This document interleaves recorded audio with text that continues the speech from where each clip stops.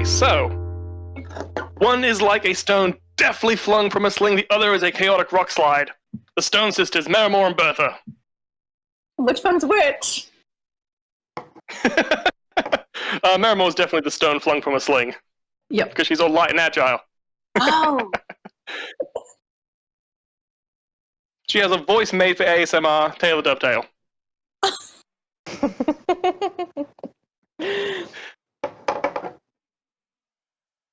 Nice thing, there we are. Something's different about this guy today, Hallinus. Hey. And sweet as honeyed carrots, Dargle. Huh. Okie dokie. So, now when we last left you guys, you had just made a delivery to the Shade. Mm-hmm. I'm in the wrong thing. There we are. To the Shade, and had spent the night at the Baylor Inn and Tavern and whatnot. Okay, so we'll just fast forward to the morning after you stayed there. So you had some candied carrots the night before that Dargle had made. I'd like to make plans for the morning for me to go and sell the rabbit pouch and cloak. Too easy, but before that, we have to get to your dream that you had last night. I had a dream? Yes, you had a dream. You find yourself in the ravine, surrounded by spiders. Your friends, nowhere to be found. The spiders come at you from all sides, unfathomably fast, but before they fall upon you, time slows down. You feel a warm darkness. Mara would have no point of reference to this, but someone else might liken it to a mother's embrace. The spiders disappear, and you awaken. Okay. That was weird. What time is it? I'd say at this stage, you had a big day yesterday, and I'd say probably about 9, 10 o'clock-ish in the morning. Okay. And the rest of my companions are all asleep. I think I'm rooming with Hallinus. Yeah, I'll say that Hallinus is probably coming back in from his little adventure that he had. I kind of nod to him and get about work for the rest of the day. Okay, well, as you notice Hallinus, he does seem... There's something different about Hallinus. He seems more likable, almost. Pick it, but he just seems... Someone about him's like, oh, hey, Hallinus, how you doing? And Hallinus, as you see Marimore, you notice that her eyes are now stark black. What's wrong with your eyes? Very likable. What do you mean? Your eyes, they're black. What? They're solid black. Do I know what that means, Reese? Give me... Here we go. Give me a history check.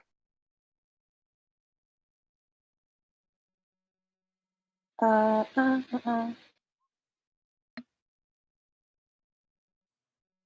roll it 3 times. I'm going to go with the first one. You're not sure. This is weird. This is weird. Yeah, this is not like you've heard it before. Do I feel sick? Is there something? No, you feel good. You feel good? Yeah, you feel fine. You feel rested. Like nothing seems wrong. Aside from that odd dream that you had, everything's fine. I can see fine. Is there a looking glass? You can see.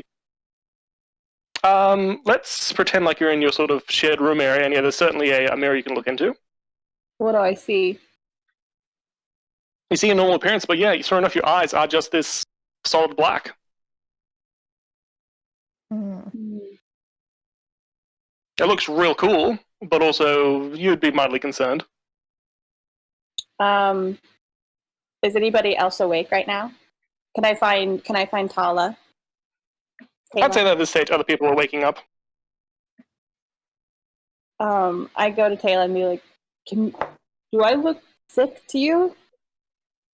I'm gonna I don't know. I feel like I'm probably brushing my hair or something, and I'm just gonna look and just be like, I mean, your eyes look. Excuse me. I mean, your eyes look weird. They weren't like that before, were they? No, it was just solid stone. No pupils or anything. Huh.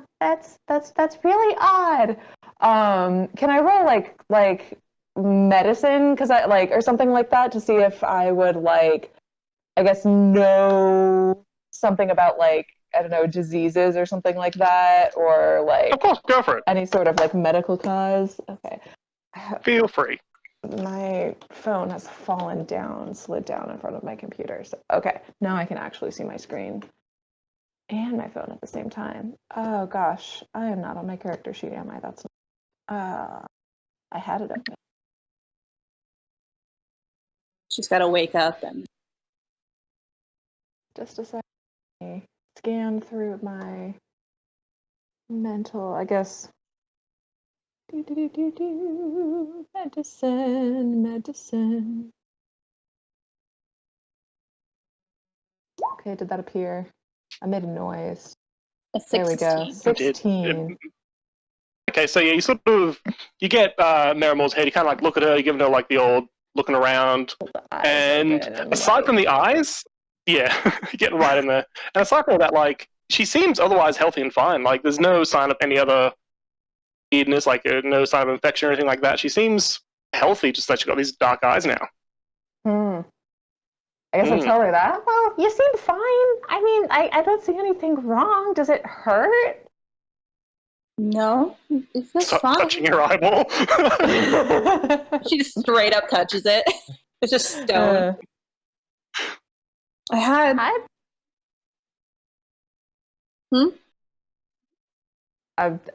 don't know. Maybe I don't know. Maybe some magic sort of thing. Did anything happen? Marimore doesn't know if she wants to tell her about the dream. I don't know. I just woke up like this, huh? woke up. Yeah, the last thing I felt really warm and safe. And then when I woke up, my eyes were just black. Huh. Those two things seem very different. Like it seems like your eyes turning black would be bad, but that sounds nice. Yeah, you would think so. Hi, Lynette.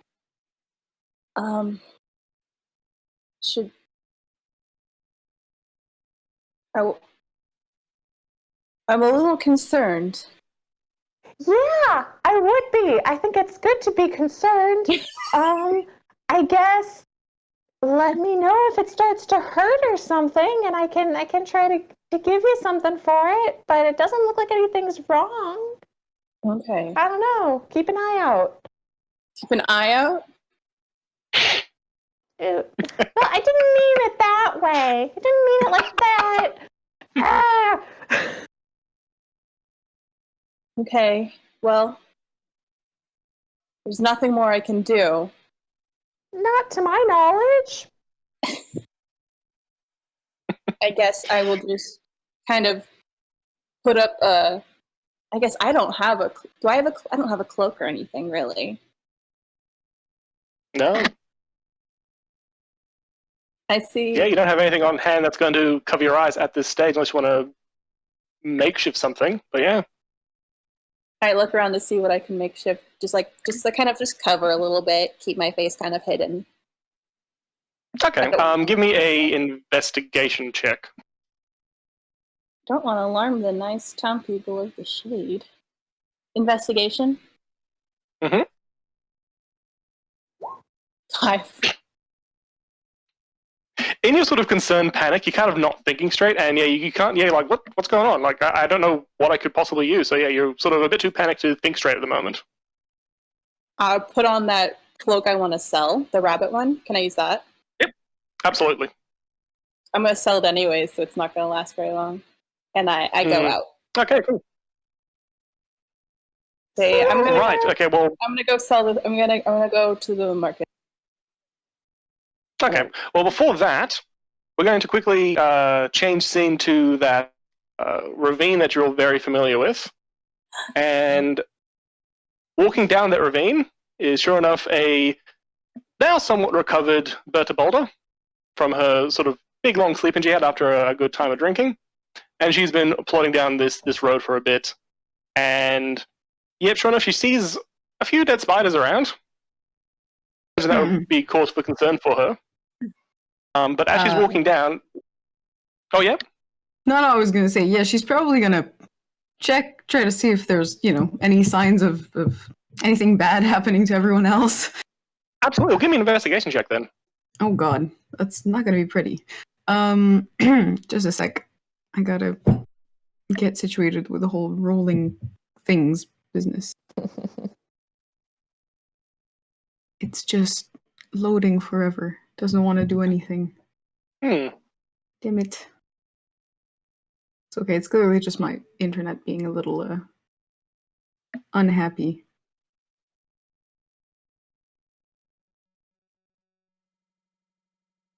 Oh, sorry, guys. Oh, yeah. It's okay. Also, yep. So, from what I understand, you can just roll on the D&D Beyond sheet, and it will happen on Roll20 with the extension. Yeah, there should be a little Okay. D&D Beyond symbol next to it. They can click on. Yep. Okay.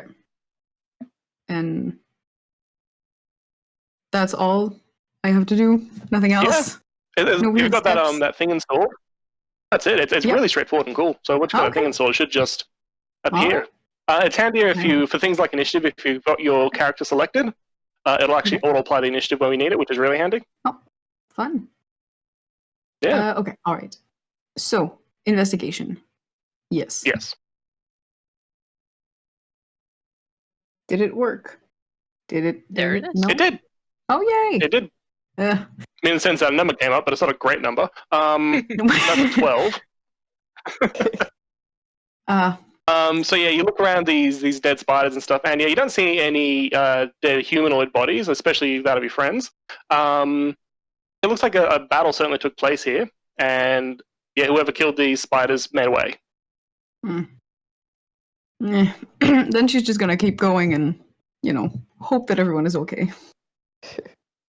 Excellent. Well, as you keep going through this sort of morning mist that's running up this ravine, you do hear pretty sizable sounding footsteps towards you, and a large imposing figure approaching through the mist. This, and yeah, you certainly feel a bit concerned seeing this. But before long, you see the shaggy horned figure of Herman walking towards you. Okay, well, Bertha is gonna very, very happily go see Herman and just Yep. approach, wait. Yeah, well, he stands in front of you. He approaches you and stands in front of you, and he looks at you, and his little hooves come together again as if standing at attention, and he gives you a nice little bow. Oh, I'm gonna And bow right back at him and say, and then thank you, good friend, for bringing us here. I take it that you're going back, and I hope that your trip is safe. he gives a very stern, and yep, he moves along his way past you, walking up the ravine, and then disappearing into the mist behind you. Yeah, there's probably going to be a tiny tear rolling down Bertha's face. She would never acknowledge it, but it's there. That's adorable. Okay, and yep, at that stage you wander into the shade. So it's this very damp, rainy town we've mentioned previously, and yep, it's pretty much a dead straight shot through the town with a couple of little offshoot roads here and there. But for the most part, it's like a main thoroughfare type town.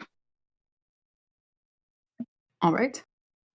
Yeah. Then, knowing my companion, I'm going to try to find an inn or something. Yep. Okay. Give me a perception check. Actually, we'll see if you can perceive an inn somewhere. God. So she's going to be blind and not see anything, of course. That's what happens.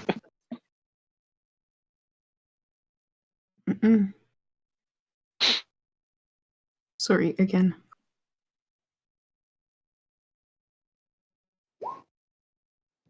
Okay. All right. So yeah, as you're walking through this town, and As you're sort of walking through this town, and you walk like quite a ways through it, and you're almost to the end of the main thoroughfare, and you think, oh gosh, where's an inn at? And sure enough, you see 2 inns right near each other, one on the left, one on the right, and one called the Catatonic Kobold, and one called the Baylor. And these sort of have the makings of an inn, the same sort of signage I'd expect from an inn, that sort of thing. Mm-hmm. All right. Well, first I'm going to go to the Catatonic Kobold, of course, because that's where we're supposed to be going. So, following instructions. Sure thing. So you open the door, and inside, it looks like something happened here. Like there is destroyed furniture and upturned tables, and signs of quite a large fight. And inside you see a handful of strange people that run the inn, sort of sitting around tables, looking tired, having drinks, even though it's quite early in the morning. One of them, a human male, is he's picked up this amorphous blob with like teeth and eyes in it that he's kind of like stringing in chunks, like looking at this big thing that he apparently has just killed. Like, what the hell is this? And then he dumps it on the ground and it sloshes down in a very satisfying manner. Ew. And he looks at him and says, "Yeah, right. What do you want?" Hello. I was with the people that brought you the beer. Is everyone okay? What happened? At saying that, the 5 or so people around this room who have been sort of resting, it seems, they all kind of stand up like, is that so? Sort of matter, and they all kind of crowd around and look at you. And the human male says again, like, would you happen to know where they might be? I would like a discussion. No, I just came. I got separated from the group, and looks like you had some trouble. Can I help you with anything? Well, if you could find your compatriots, that'd be convenient. Not gonna lie. So I guess you can do 2 things for us. 1, find your compatriots. 2, don't leave town. Oh, I'm curious. What is that on the floor that you killed? You look like a great warrior, but I've never seen something like that. A halfling male with a hurdy-gurdy strapped to his back that kind of is almost the same size as him. He's sort of prodding another one in the corner and says, "That might be a mimic. I reckon that's a mimic. Oh. Looks like a mimic to me." That's not very good. How did a mimic end up in your tavern?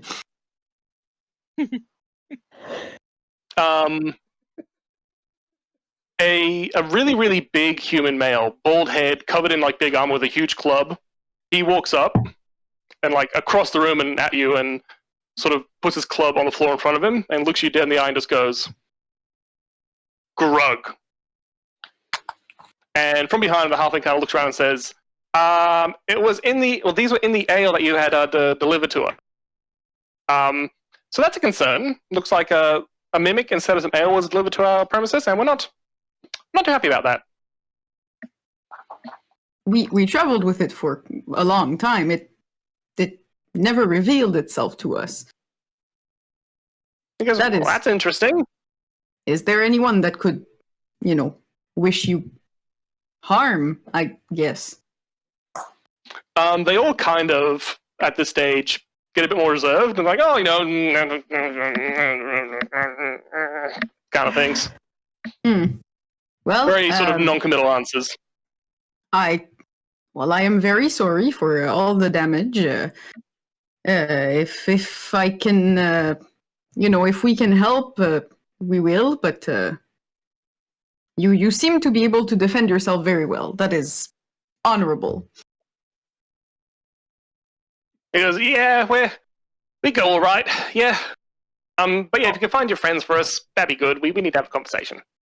All right. Well, I will try to find them for me, and then I will give them the message. Have a nice day. Thank you very much. Then I guess I'm just gonna go to the other inn. That one. Okay, so as you walk into this inn, Yeah, you see coming down the stairs, Miramore, which is good with this cloak that you found over her head. But from that, we're actually going to switch over to Thargor.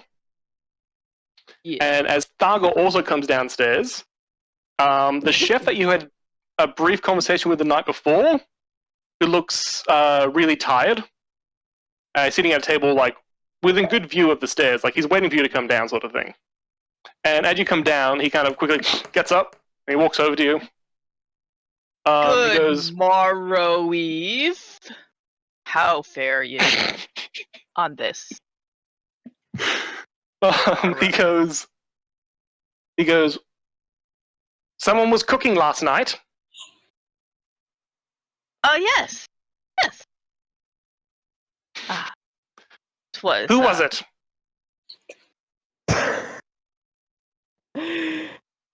a talented individual.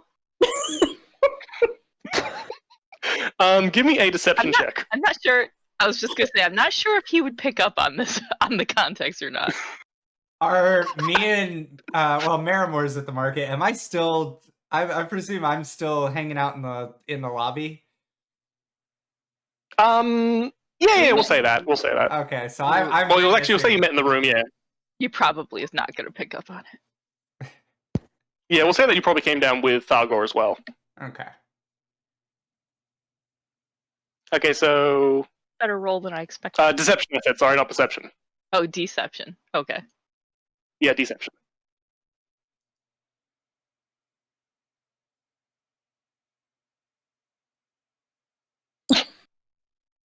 So that's an 8. He looks at you and he's like, "Now, I need you to roll for me a Constitution check because I want to see how good your cooking was last night."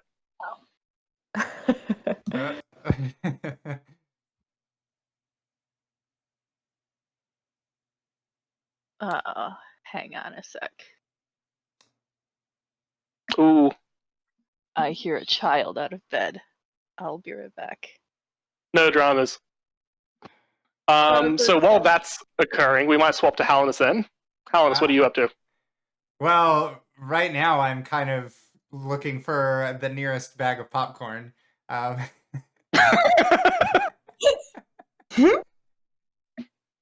little person. There is a small person. Oh. He Okay, also well, if you're, rolled poorly on his deception check.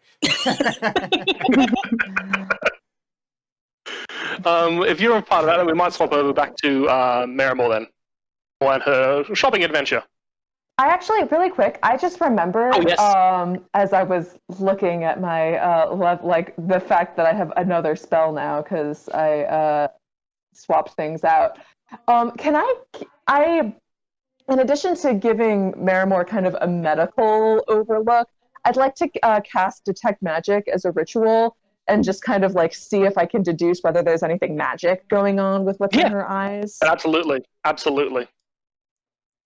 Sit there holding my head for that long. And just like stare at you and kind of go into a trance and This is not helping her feel better. For 10 minutes.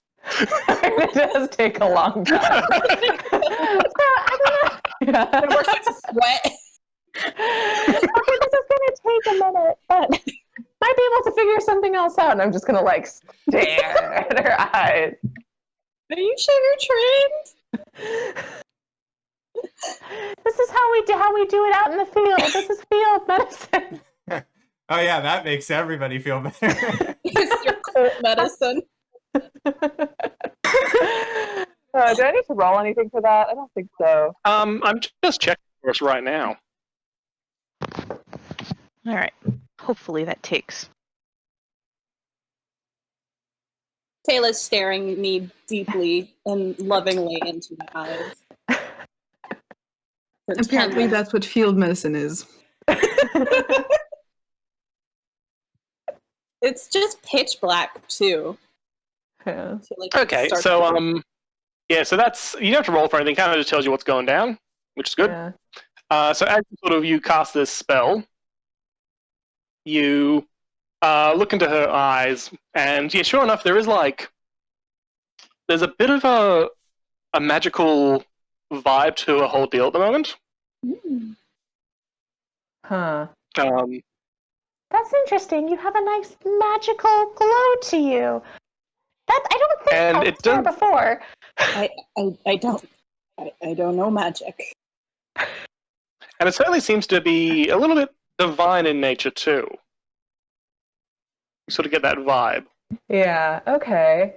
And is it like just kind of in general, it's not like specifically around her eyes or anything? It certainly seems to be concentrated on her eyes, but it is sort of encapsulating her whole deal. Okay. Am I in the room at the moment? You would be, yeah. You've just at this stage, this is sort of back before Okay, right. when they were looking at her eyes. Yeah. So that's where that ends up. Is that she's Okay. magical around the eyes and her whole deal, and also seems to be kind of divine. Okay. So I guess I'll tell her that. I'll say something along the lines of, yeah, you've got kind of a divine magical glow going on. It's really quite warm and cozy. It's quite nice, actually. I guess you're a monk, so I guess that makes sense. Maybe I just didn't notice it before. But I mean, with the eye thing, maybe it's new. I don't know. I mean, I guess maybe you shouldn't worry then, because this seems like a good thing, right? Well, we do, of course, we have a patron, our monastery, but I haven't heard of her doing anything. I don't know. Well, maybe you've been blessed. This sounds like a good thing to me, honestly. It sounds very nice. Doesn't look nice, though, does it? I think it looks cool. I think you look rad.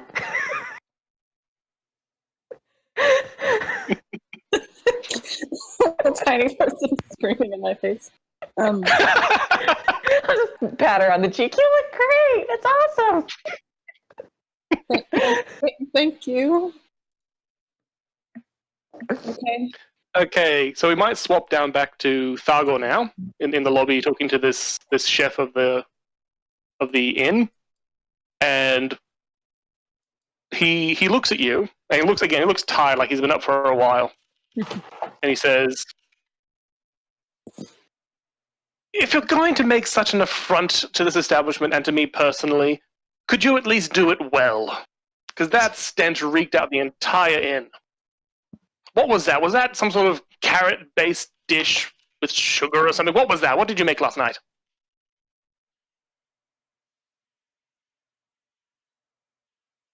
This.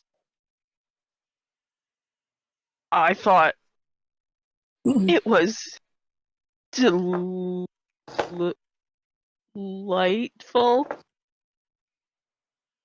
I thought it was delightful.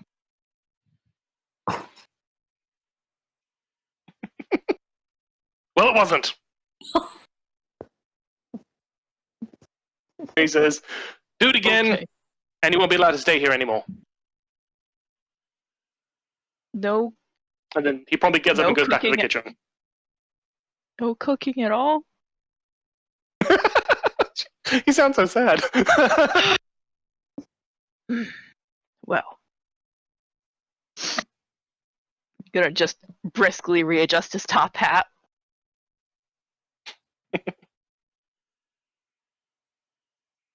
My compatriots enjoyed the offering. He says to himself. His feelings are very hurt. Oh, now I feel bad. Don't worry, he'll just channel it into rage later in battle.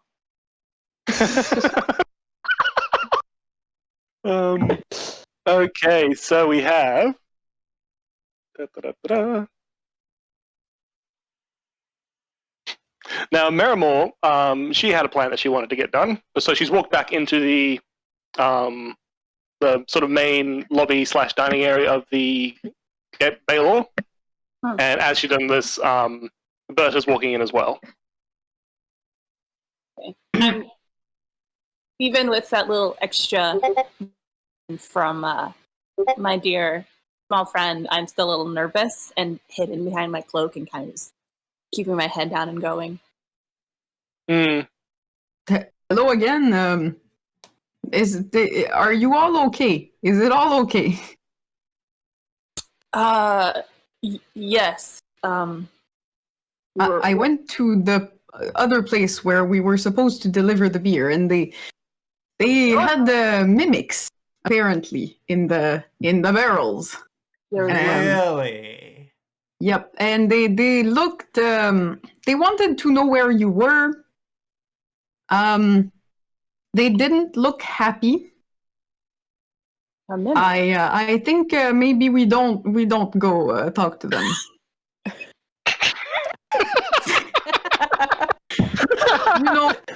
We did our job. We have nothing else to do. Let's just go back. When would a mimic?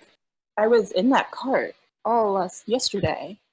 Yeah, it's weird that we didn't get attacked. Well, not by the mimics, at least. Yes, Well, we.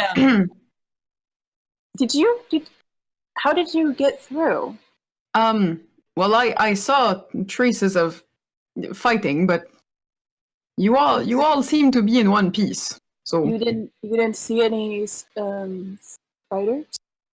No. I saw Herman. He was going back. He you know, I will be sad. I will miss him. Hmm. But he seemed to be okay, and there were no spiders. No. No. I wonder. We were being chased by and the young girl stopped them. Oh, Yeah, you She did see must a young have been girl a in good the fighter. catatonic kobold as well. Did or did not? You did. Yeah, she did. Just for clarity's sake, Berta did see a young girl with dark skin in the catatonic kobold, amongst all the staff there that are all kind of weird-looking people. She sent them all away. I wonder. I don't know how far. I don't know. She must have been a really good fighter to make them flee like that. It was some sort of magic. Oh, She kind of just yelled at them and they went away. huh. She look. What did she look like? Did I get a good look at her? I wasn't quite. You. That's a good question.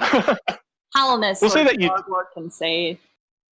Yeah, that's it. We'll say that sort of you had discussed her like as part of your sort of cooldown for the night. So yeah, you know what she looks like based entirely on what you saw and what other people have said. So she's this this thin young girl with dark, like very very like almost pitch black dark skin, pale eyes, covered in this armor that's made from giant bug shells and stuff. Huh. I think I saw the girl you were talking about at the inn next door. It could have been another skinny girl with dark skin, pale eyes, and bug skin armor. Who can Or, say? you know, someone that looked like her. There's a Taylor. whole ton of random magic wielders. who Taylor are said here to help us out. we were wanting to talk to her more. But if Yeah, she seemed really interesting. Honestly, I don't know how she did what she did. I'd love to know. I wonder if the mimics were after her, because she's pretty powerful, right? So, I hope she's okay. we She were looked okay. Well, that's good. we might So- have to go talk to them. Mm. See what's up. We Are you sure it's probably- very necessary? I don't know if any of us will ever get hired again if we just kind of don't address this. This seems kind of bad. Mm. But You are just right. what good friends. Walking up. Hey, Thargor. Hello again. there was a problem. I went to the kobold next door, and it's they got attacked by mimics that came from the beer. We don't know why. They look really angry. There were mimics in the beer. Apparently. Were they in the one we drank?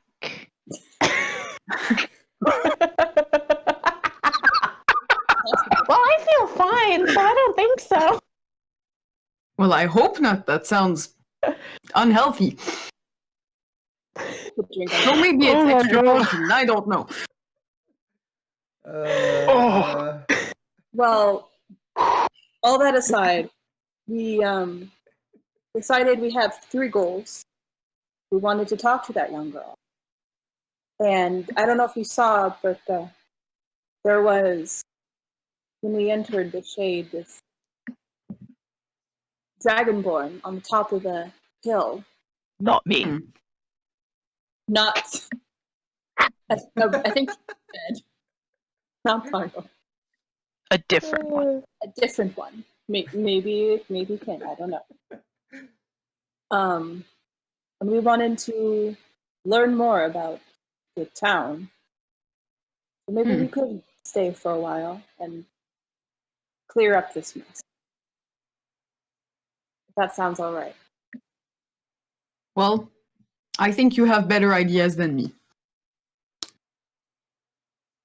Also, are you okay, Mira? What's with the hood? Did anything happen? Yes, I fell in battle yesterday and I'm feeling down. I'm not feeling very good. You should not feel down about that. If you fell in battle, then the opponents must have been very, very tough.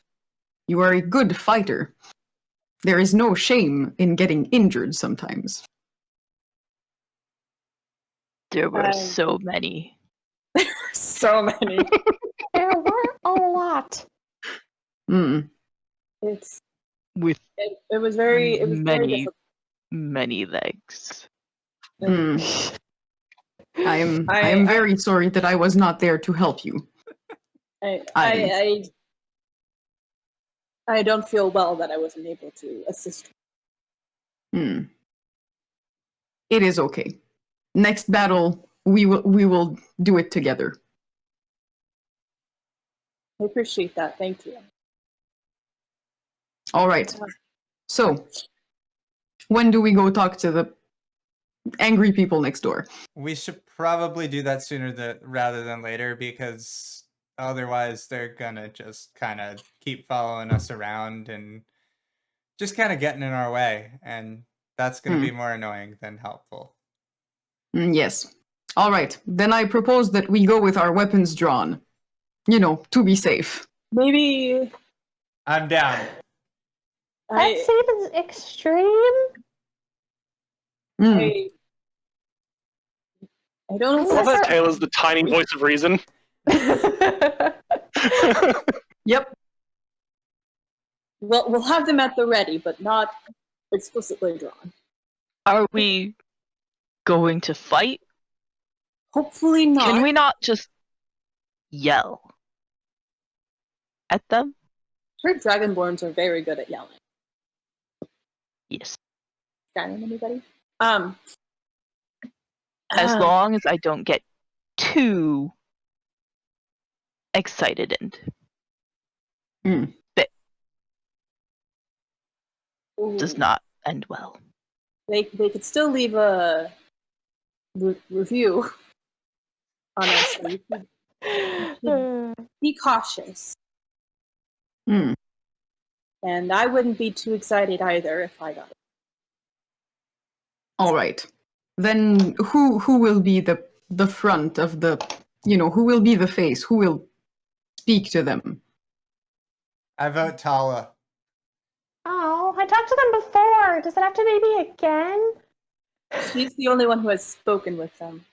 That's I will true, talk. which means they're going to be I the will talk most to mad them. at me. If they've talked, oh yes, Stargirl should talk to them. I think that's a good idea. I think that's a great idea.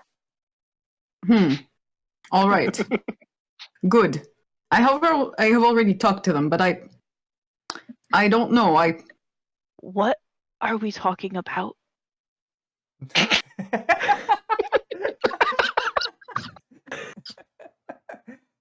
Oh, I Father so much. I will be your second gargle. I will help you. Okay. Ah, yes. Much gratitude. Oh my god.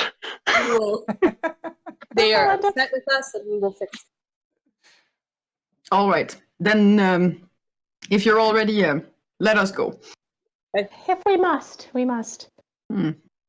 Yeah. As Okay, so we're, as a as we're collective, crossing the street, I want to Yep. ask, Taylor, you enjoyed the carrots, yes? They were great. I love carrots. Yes. Oh my god. Okay, I'm going to quickly roll to see how rainy it is today. It's only a light drizzle today. You're in luck. So it's a light smattering of rain. Nothing too annoying. God, that cloak I'm wearing must reek, huh? Big pardon? The cloak I'm wearing must reek. Yeah, Counting with some doing gum. great. It's fine. Hey, I'm not. I'm just wearing my regular old monk clothes. So they're just completely destroyed by now. We don't look great. I was upper middle class when we left Wenenstad, and now I look like a homeless person. I've just We've been got on the road for mismatched so long. armor. All right, we go into the catatonic kobold against our better. Okay, so yeah. So yeah, you walk through the door, and yeah, like Berta saw before, they're all sort of resting up, and now two of them are looking at this big, what you now assume to be a dead mimic. So it's got these teeth and eyes kind of just sloshing around in this semi-congealed thing of mass. It's really stretchy and weird, kind of like all kinds of gack with eyes in it. And yeah, they're kind of looking at what they're going to do with this thing now. And they see you walk in, and especially when they see Taylor, they're like, all right, and they drop it, slosh, and we all kind of walk up. So there is the halfling male with the hurdy-gurdy on his back, the human male with the grey bits down the side of his hair, the young girl with the bug armor, the big dude with the no hair and the huge club, and also a girl you didn't see before, a tiefling female, red skin, horns, all that jazz, who also approaches and say to Taylor, right, what happened? Says the human male. You tell me. I mean, we brought you the ale. We brought you everything that we were supposed to. I don't know what happened. What did happen? Well, we were packing the ale, middle of the night last night, and two of them kind of got up and started attacking us. And we killed them. Well, then it's fine, right? You killed them. I mean, if you're wounded, I can help with that. But we should be fine as far as that goes. Okay, well that's good, right? The fact that you turned up, we're going to assume that you didn't mean to try and kill us. We just have concerns, and we're a bit upset, to be honest. I mean, I also have concerns and am upset. This, I don't know what to say.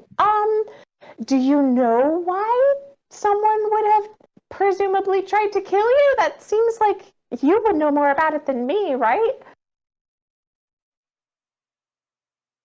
And the halfling male sort of says, we're fairly well traveled, so you make interesting acquaintances who have varying opinions of you. Yeah.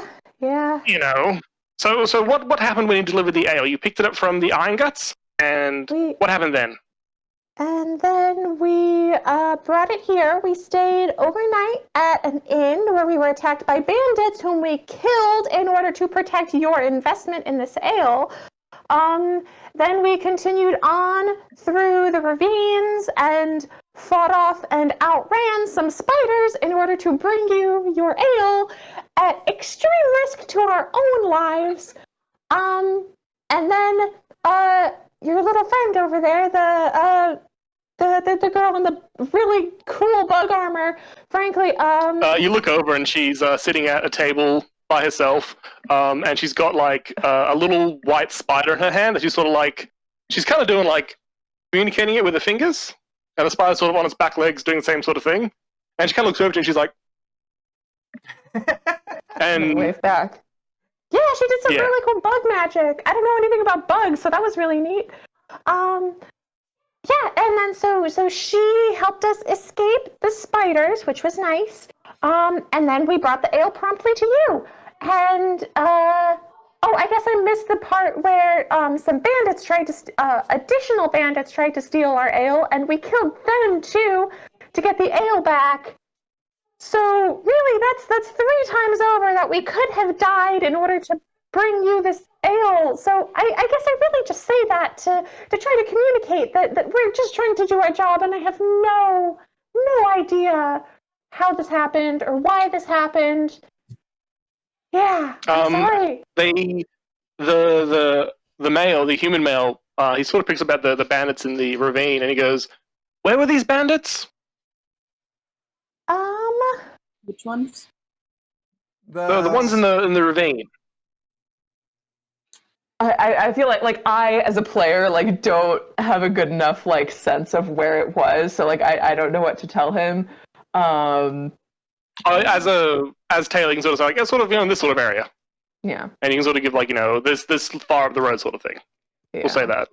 We were however many leagues from the city, and we kept watch. Were they human or goblin? It was a bunch of goblins, yeah.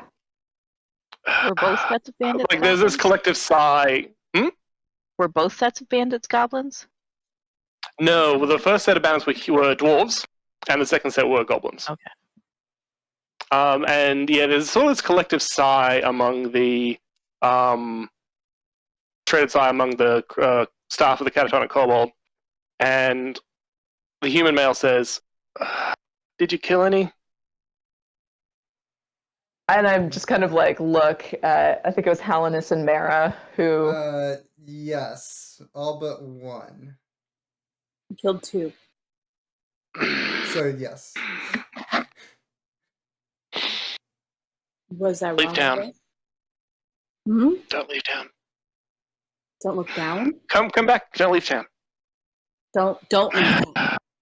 Yeah, he sort of like does a thing where he turns away, and he's like, "Okay, come back here in a few hours. Excuse me? Got to have a conversation with somebody." Okay, well, how is this Yeah. a problem? Hello again here. It's going to be a problem in general. Yes, sir, Okay, Spinny Lady, yes. Yes. I just think that, maybe you owe us a little bit more of an explanation. The big before dude you with tell no us hair, to he kind of go away. gets up and he's like, "Grog, grog, grog, grog, grog, grog, grog," and he's like, seems really grumpy at you for that. Hello, And I'm the little I'm halfling kind Bertha. of, Nice to meet you. he's like, I "Grog, mean no grog, grog, grog, disrespect. grog." Again, I And just think, yeah, me and my friends, we were in danger for you, Yes, it was a contract, I agree. It's okay. That's our job. But if you're going to tell us to go away, to talk about things, then come back to talk about things, can't you just talk about things now and get it done with? the little halfling male kind of goes, "Firstly, at this stage, you sort of owe us at the moment. And secondly, Are you aware the conversation." First ones to take this job. Oh, yes, we know that there's been others, That have died. Yes, oh yeah, they certainly died, but you did almost kill us. Did you not get your shipment? We got a didn't shipment. almost kill you. After the first 2 died on the way, because something is wrong with you and some. That's not our fault. Regardless, don't make me contact the guard. I don't like talking to the guard. He's annoying. Secondly, the conversation needs to be made with a third. If you come back here at the end of the day, we should hopefully have a resolution that will lead you to not being enemies of the Shade. And I mean, and at this stage, the human male Posum says yes. And also, I've already submitted my paperwork and review for the delivery. But who knows? Maybe we could submit a more favorable review.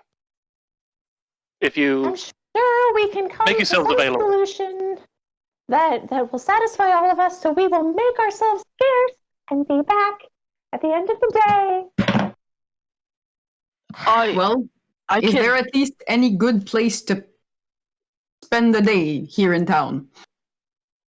Because, I mean, it's the Shade, not the happiest place around. But there's the market. You know, there's a semi-decent blacksmith in town. You could check out the church on the hill if you like.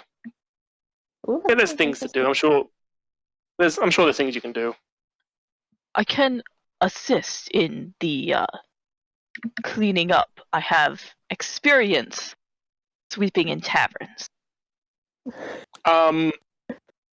The halfling male and the human male look at each other and go, kind of like have this like, okay. And he goes, well, I mean, we appreciate that because it means that, you know, hopefully your friends won't abandon you. So if you want to help us clean up, that would be satisfactory. Absolutely. Do you want to stay here? Give me a broom. And yeah, the halfling male, he flings a broom at you. He has all Dexterity of check. like half an hour experience sweeping taverns. Heart for it. Sargor's lying on his resume already.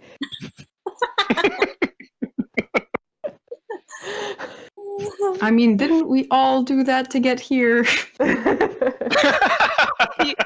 He swept the floor for his mushroom soup.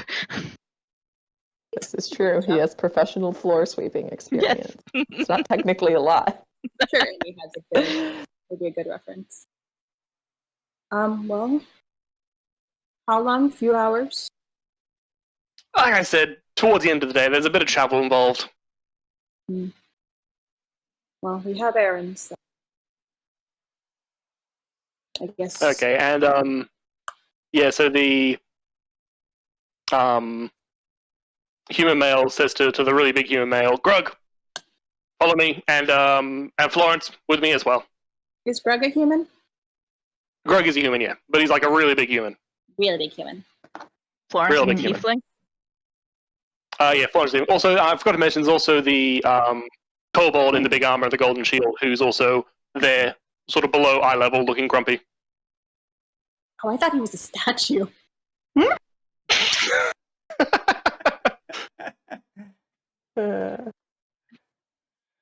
Okay, now what do people want to do as these three Catatonic Kobold members leave? Well, Mm. I think we need to go to the market if we are going to spend some time. Sell our what we found and get some new health potions. Not Is a the, bad idea. Is the bug lady staying in the tavern? Or did she leave? Yeah, she's still there, sitting there, talking to this little spider. Okay. As I'm assuming they gave Thargor a broom. Yes. He starts just like sweeping the place up. To say to her, what is the spider's name?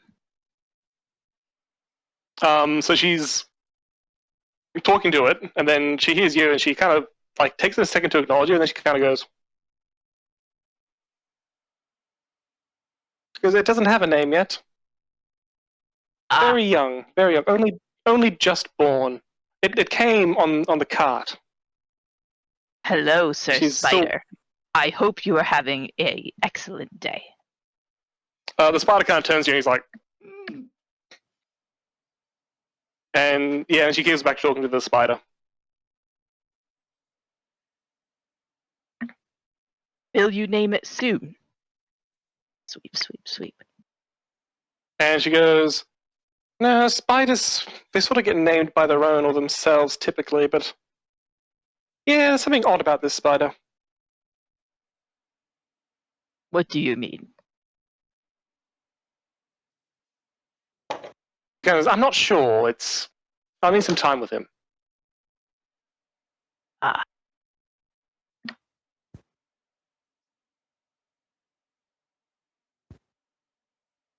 And yeah, and as you get, is now just enraptured with this little spider.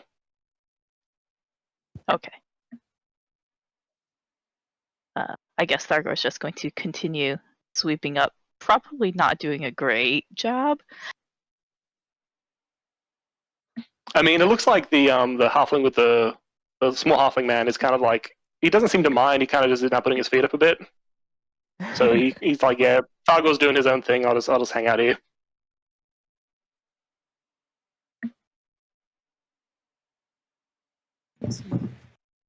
Okay, so who wants to do something now? Marimore, what would you like to do? I could go sell our shit. Lovely. Let's go do that. I will accompany Mira because I'm still a little bit worried. She's the hood. It's not a good sign. I'm just gonna Mm. tag along because I want to go to the Everyone- market. I think that sounds fun. We all can go. Yeah, I'm gonna go with them, but I want to busk at the market while we're there and try and get some more cash for the group. Oh, for the Excellent. Okay, that's great. That's great. Well, yeah. So there is that market. But as you're sort of going up, you do sort of pass the. It's like a blacksmith / woodworkers, and also a general store as well on the way to the market that you sort of saw coming in. Mhm. Yep. So that's the whole thing. And as you sort of approach the market, No, continue. okay. So and then you approach that market, yeah, it looks like it's mostly a produce market. But there's a few bits and bobs here too that would be other than that. Do I see a place where I could sell the pouch and the cloak? Let's see. Out there, not really, but you actually probably assume that the general store might be a bit better for that. Okay, I go in the general store. Okay. Okay, so you approach the general store, which is just called the Ashglade General Store. Okay. And inside there, amongst all these wares and whatnot on the walls, there is a man behind the counter who greets you like, "Oh, hello, how are you?" I would like to sell these, please. Yeah, what would you like to sell? What have you got? This pouch and this cloak, please. Okay, so he grabs a pouch and he's looking at it, and he investigates like, "Oh yeah, that's not bad. That for that pouch, that'd be, I reckon, 25 gold pieces. I reckon I can sell that for pretty good. So yeah, I can do 25 for that if you like." Sure. She's never done this before. Yeah. Sure. Fantastic. Okay. And there was a cloak. Is that the one you're wearing, or? Yes. And I. Okay. Kind of. You in a flurry take it off?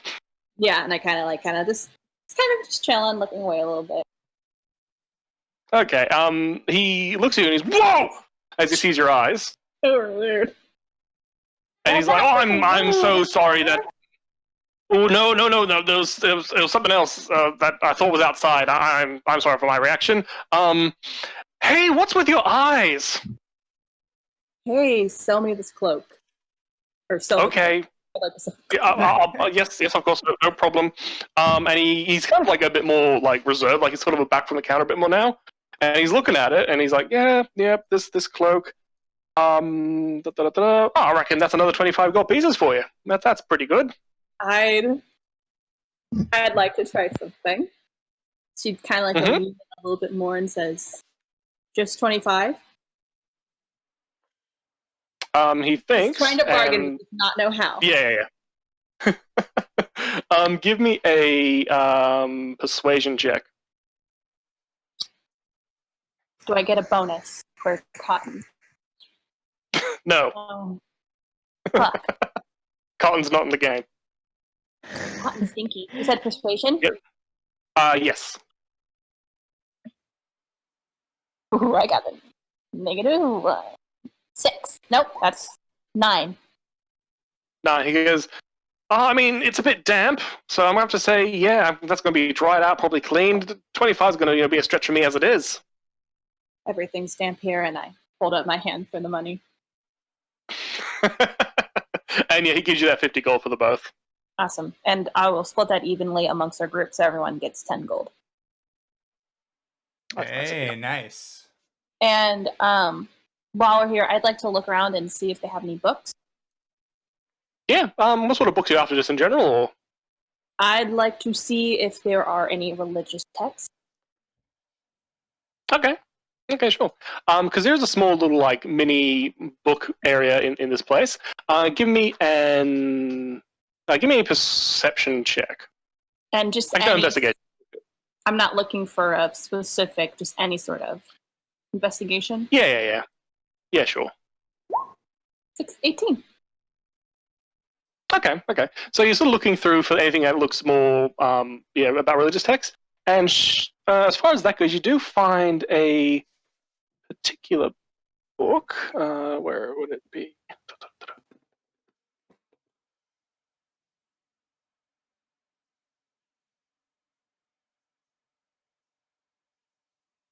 Yeah, you find a book which is the religious text of a religion called, or for a god called Mahpaka. Park the car. Mahpaka, Mahpaka, 2 words. And there's actually a couple of those that look very new, like they were put here recently. How much? For those, they're actually incredibly cheap. They're like 5 copper pieces. Okay. I'd like to buy, I don't know anything about books. I'd like to buy one that looks nice.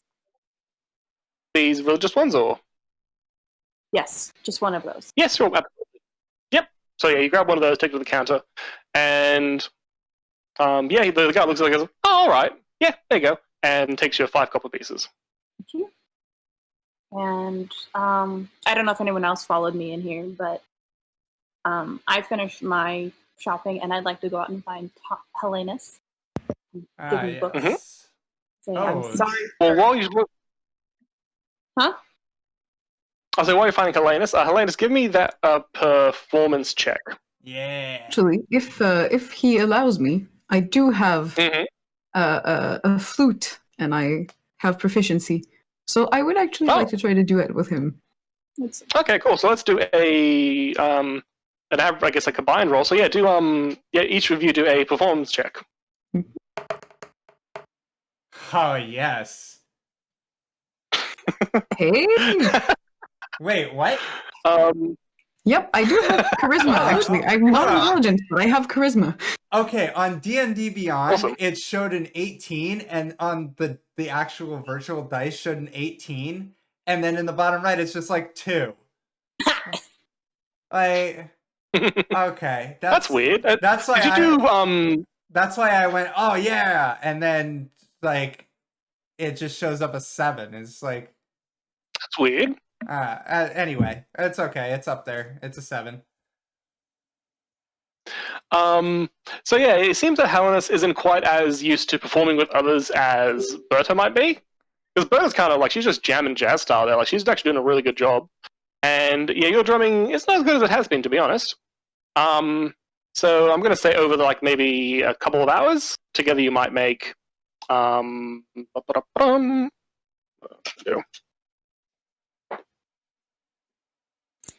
silver pieces in small copper coins.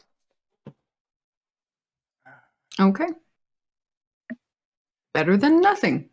Yes, and I do hear Exactly. in the background, it sounds like Perry had to get her laptop charger, so she'll probably be rejoining us in a moment. Okay. Oh, I Great. didn't say that she went away. There we go. Okay. So Marimor was going back to hang out with, see, Helenas, was it? Yes. Mhm. I'd like to hold out the religious book I found and say, I'm sorry for ripping yours. Oh, thank you. I appreciate that. Can I do can I do an insight check on the religious text? Or would that be a religion? Okay, let's see. So inside text, sort of knowing more about the religion, how it works, or Yeah, I want to kind of just like quickly skim this book and see what I know about it from my. okay. Well, give me that'd be a straight religion check then. Okay. Well, Okay, so you don't know much about this this Mapaka god that's in this book, but as you're sort of flipping through it, it's funny. It's a little bit doomsday-y. Like it's talking about like a great flood that's going to come and cleanse the world. They talk about this great cleansing a lot in this book as you're sort of flipping through it, and that's metal. yeah, but at the same time, like it's not in a negative way. It's very positive. It's strange. Like the cleanse is going to be a good thing, and they still want to help the world, but they just know that their god Mapaka is going to cause this flood, and they're sort of there to facilitate that, but not have anything else too bad happen. It's strange. It's an odd sort of doomsday religion. Huh. Cool. All right. Well, does this book have a name? I'm gonna chuck it in my inventory. I'm sorry. Just call it call it the Book of Mapaka. All right. And as you sort of put it into your bag, the other book that you have in there, it sort of opens up slightly, and the words you can see from that angle. So it's a very harsh angle, but like they look very clear at the right angle to your current viewpoint. It just says, "Should I be jealous?" ? And I just think back. No. That's it. Yeah. By the way, that just kind of while we were offline, I didn't have a chance to send you that in DM, Reese, but that book is called The Hyperborea Lomar. Okay, love it. I'll have to get that in writing later. Yeah, I'll DM you. Cheers. Okay. That talks to you. Yes. Yeah, I'm not allowed to reveal it yet. It's Sworn to secrecy. There we go. Thank you. Okay. By the way, So, can you who guys wants to hear start? Yes. me saying anything? I'm not Yeah. even sure if. Okay, so my audio is working again. Okay, great. Sorry, just wanted to check. Sorry. Okay. And was Taylor around for that part with the book? Taylor? Probably not because my computer froze. So I'm just going to assume that I was like, Yeah. looking at shiny things. Because I Okay, missed that, so I'm going to. Well, sure. Yeah, no. Taylor was distracted by like interesting, I don't know, feathers or something being sold. That's Probably. going to be fun to me.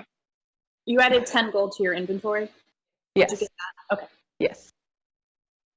Yeah. Also, Okay. Now, if Alice is okay with it, Bertha would split the small earning from busking. are we? so the 3 silver. Yeah, it's 3 silver. Yeah, it's not much. Yeah. Yeah, I'm good with that. So we each add what, 1.5 silver? Yeah, it's 3 silver and small copper. So yeah, you can do that. So it'd be 3 silver, Yeah. 5 copper. Yeah, or 1 silver, 5 copper. Yeah. Yep. yes. And we should also, while we're here, see. Well, we have a few hours. We could see what they have, if there's any magical items, or buy more potions, since we've already used one. I feel like Yeah, you do see there are some potions in the general store as well. Sort of behind the glass cabinet that. store. Yeah, unfortunately, I don't know of any sketchy guys in the shade that we can buy potions from. If someone would like to.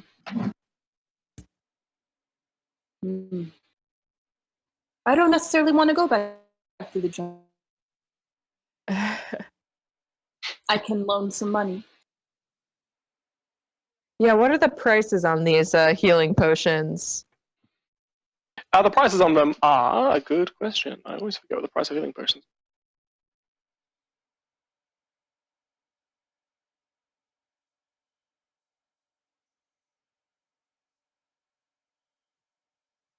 $50 gold pieces. How many? 50.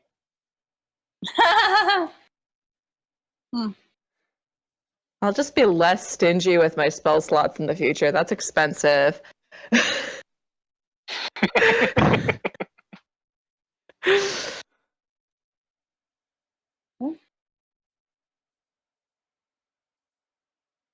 Is there anything anyone else needs to buy while we're here?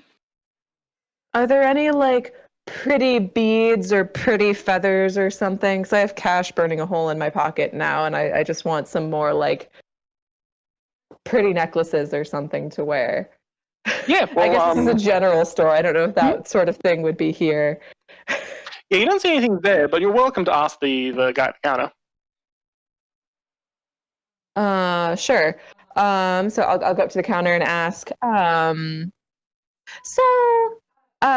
do I want to ask?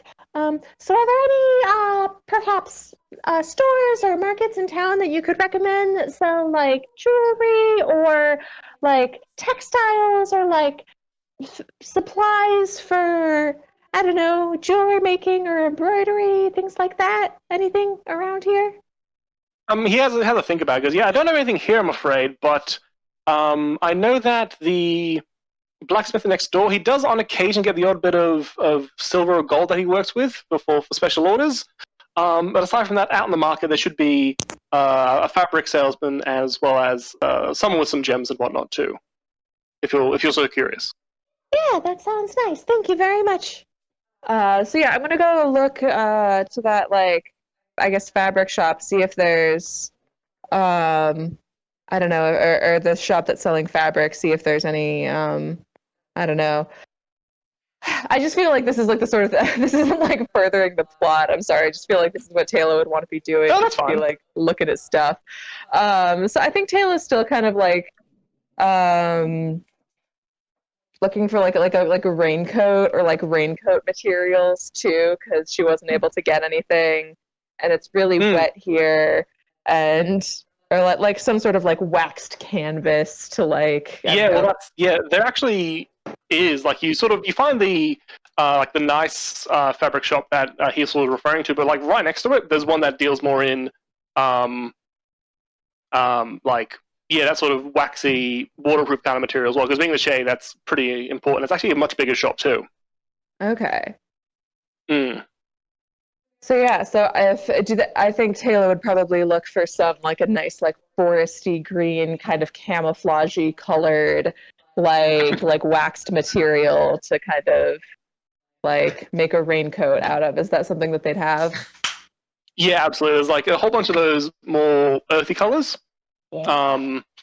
And as you're sort of perusing these, you hear a voice next to you, and it says, like, "Oh, yeah, what are you doing there, then, love?" And as you turn and look, it's the old lady who was selling umbrellas and raincoats at the front of the shade. Shit, I forgot that there was that lady there. I don't remember why did I not buy something from her? I don't remember. Probably because I got my leather smock. Just looking at some fabrics. Is this where you get your wares for your raincoats and umbrellas that you make? Yep, she's like, "Oh yeah, it certainly is. I've got some lovely material here, if you know how to use it properly." Is that a dig? Are you insulting me? That seems kind of I rude, wouldn't considering dream of that it, you didn't love. know me at all. She's very like passive aggressive old lady. Like, "Oh, I wouldn't dream of it, Mary." Ah. Yeah, well, I mean, it's me being a gnome and all most seamstresses and such don't necessarily know how to work with material in a way that fits my tiny gnome body. It's a bit of a problem that I run into far away from home, so I gotta kind of make my own stuff. Yeah, that's all. Just looking. Oh, well, I guess they could probably do a deal, seeing as you are, so very tiny. Yes, you wouldn't have to spend too much. Yeah, it's very convenient. It's really great. I need half as much fabric as, my friends might for something similar. I love this. I don't know how to deal with this passive aggressive old lady. I just want to buy fabric, man. I just want a coat that doesn't swamp me.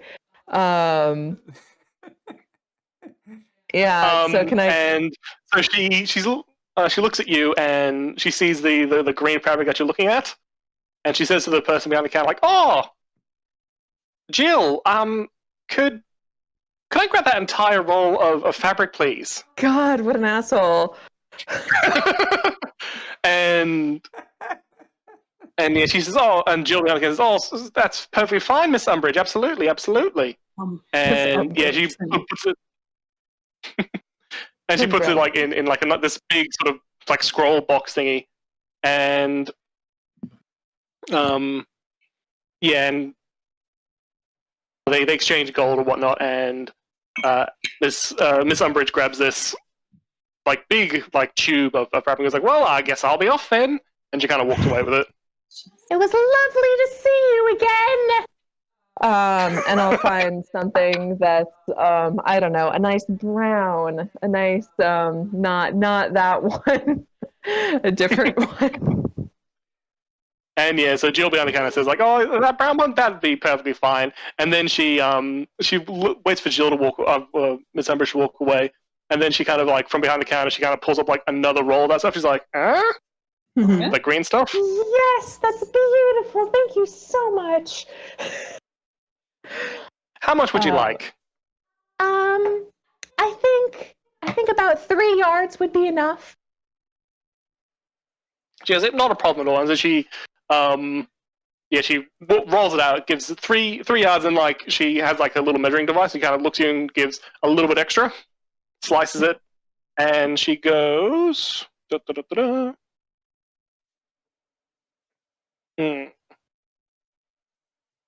a whole bunch of. Perfect. Also, the Shade, terrible people. They use yards instead of meters. Sorry. It's D&D. It's all imperial. I have to deal with it too. Taylor's from Appalachia. She's from the boonies.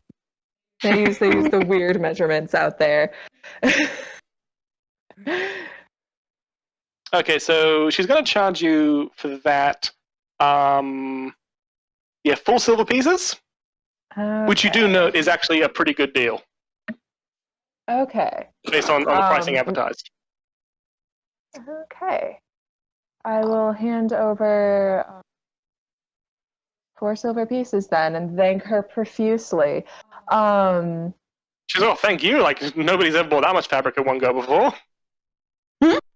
Talking about Miss Umbridge. I wonder why. Okay. I guess I kind of I figure actually Taylor probably needs just some probably just a little bit of sewing equipment too, I guess. She's got like a knife she could cut the fabric with, but she probably would need like some thread and a needle too. So I guess if they have that here. Yeah. Absolutely. So so in this sort of area it seems to be like a fabric-y kind of area. So there are little bits of like someone who sells yarn, someone who sells fabric, someone who sells this waterproof canvas. And sure enough, there is someone selling a tiny little stall selling fabric working tools. Okay. Fabric working? Is that actually a thing? I don't know the right word for it, but I've got it here listed as something else. Okay. Yes, fabric working tools. Is this a new fascinating word of the English language? Is No, this like it's woodworking, fabric working? No, it's not. Okay. The words that I, a human who sews a lot, I would call them notions. Yes. Okay. I don't know if that's what you would call it. I don't know if that's I have no idea if that's like an American thing or what. No, I've heard it before. Makes sense. Taylor just needs, like a little more thread, some beeswax, a needle to just like stitch herself up a little cloak that, will keep the rain off because I think her little like leather poncho that she got in the Irongut mine is not going to be quite enough to keep her dry here because it's rainier than she expected. Yeah. So how much is that going to cost? That's going to cost 7 silver pieces. Okay. And it's in a nice little box, all the stuff you need in there. Yeah. And so Taylor's got herself a project for the afternoon, so she's very, very excited and happy about this. And anyway. Fantastic. Back to the plot. While she's off continuing to derail us, I'd like to go up to our little husking group here and be like, I feel bad that I used the potion. I will pay for it if you will help me buy it. To Bertha and Hallie. Yeah. Why would you feel bad? I would like to buy one, please. Yeah. How much do you need? I've got 18. I have enough. Well, why do you need our help then? I want you to go buy it. Oh, no I'll also problem. add as well too that as Meryl's looking around through the market and stuff, people are giving her looks about those eyes. Your eyes, they look different. What happened? I don't know. That is not a good sign. Did Tella look at them? She said it was fine. She said, she said it was some sort of divine magic. But I don't have any history. I don't know too much about the divine. Well, besides the basic things with the monastery. And I'd rather not draw more attention to myself. And I don't like how the store owner, if you could go buy it from me. Okay, yeah. I will. No problem. Thank you. But if you feel anything weird or different, go ask Tala again. I'm a little bit worried. I don't know anything about these things though. I don't know. All right. Well, lead me to the shop and I will buy it. I'm going with as well. I'm interested.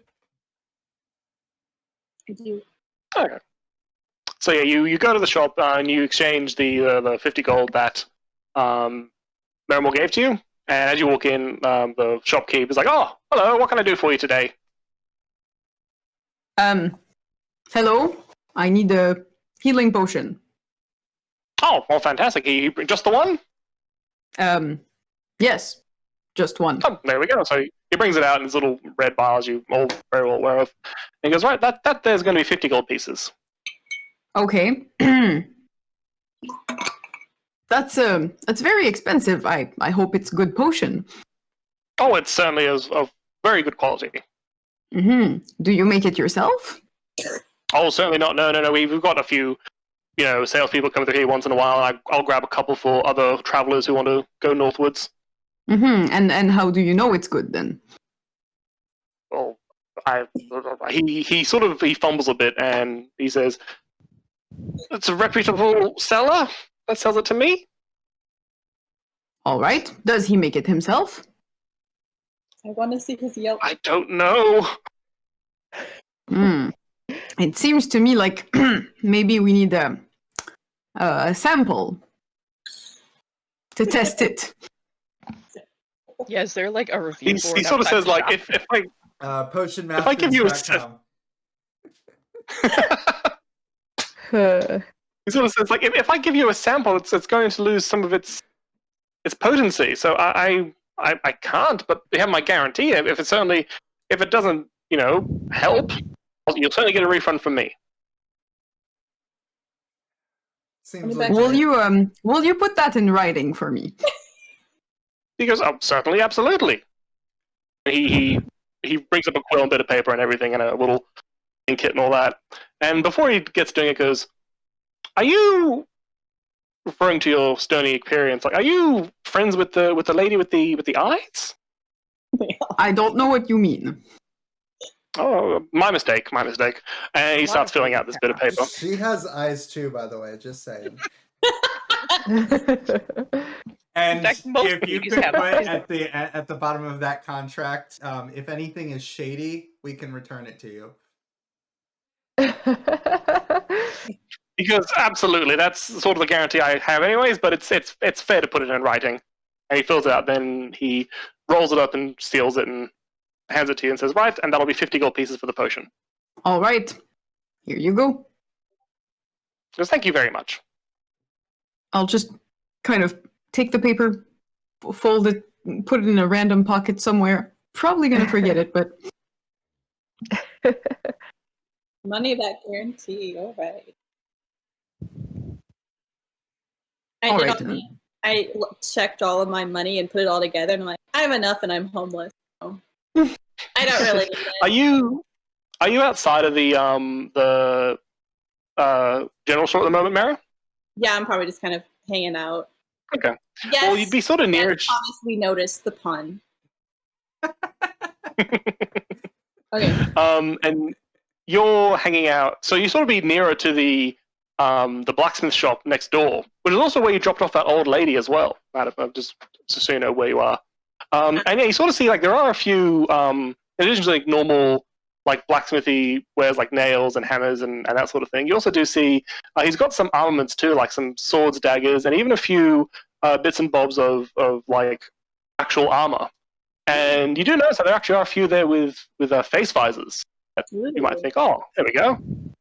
I might think, there we go, and reach on over. Yes. Look around. Well, you sort of enter this this blacksmithing place, and yeah, the big guy who runs it, sort of big strapping man, no shirt but a leather apron over it, Ooh. and he says, "Oh, hello, what can I do for you?" I'd like to look at your visor. And he looks at your eyes, and then he says, "Oh, that's of course, certainly. Is it for yourself?" Yes. He goes, "Oh, certainly." And he sort of starts, browsing around the stuff that he has, behind the counter, and he says, "Are you someone of the martial persuasion? Are you a fighter? I'm sorry? Are you a fighter of some kind?" I'm a monk. "Oh, you're a monk. Oh, so," and he sort of thinks, because dexterity would be your bag, would it? You need to sort of move quickly and easily. Mhm. Oh, okay, very well. Well, it says, I think I might have something special for you, and nothing too fancy, I'm afraid. But considering how you would need to sort of be quick and on your toes, you don't need anything too heavy, I'd imagine. So he sort of he goes, "Give me just one moment," and he goes and grabs like this pretty big like helmet, and he goes to his little workbench and he starts like tinkering away, and he comes back with this just this big angry grill visor with a bit of like rope wrapped around it, like a nice big thick bit of rope, and he goes, "As far as what I've got today, this might be the best option for you. It'll just tie around your head. It'll keep your eyes covered and protected too, for that matter. And for that, one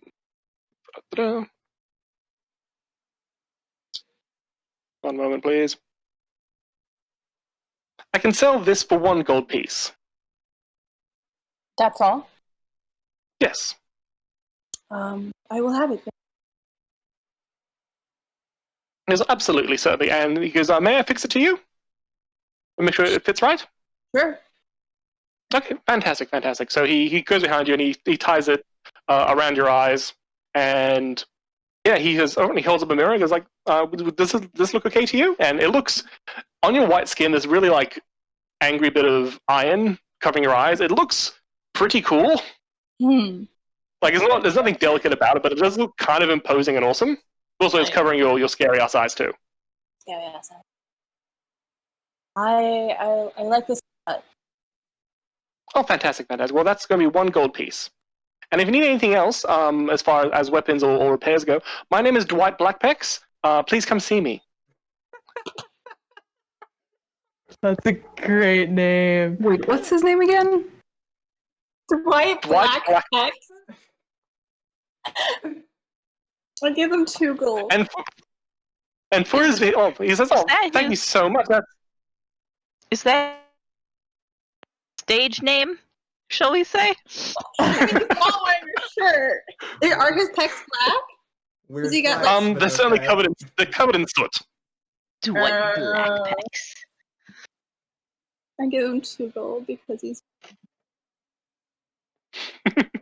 He says, "Oh, thank you so much. Please come back if you need anything." You. I will. And for his big, rough exterior, he does seem like a very gentle chap. Oh, I like Dwight Blackpex. Okay.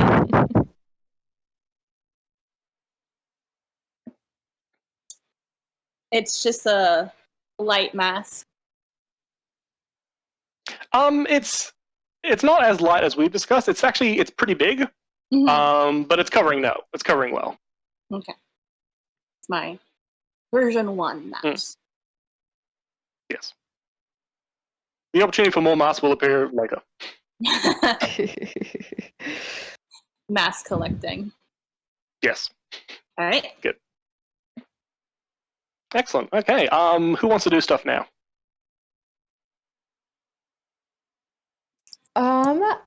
I think Taylor would probably be intrigued by this like doomsday apocalypse end of the world religion, considering that like the like little town that she's from is kind of secluded away to try to avoid all of the like end of the world chaos kind of stuff that happens.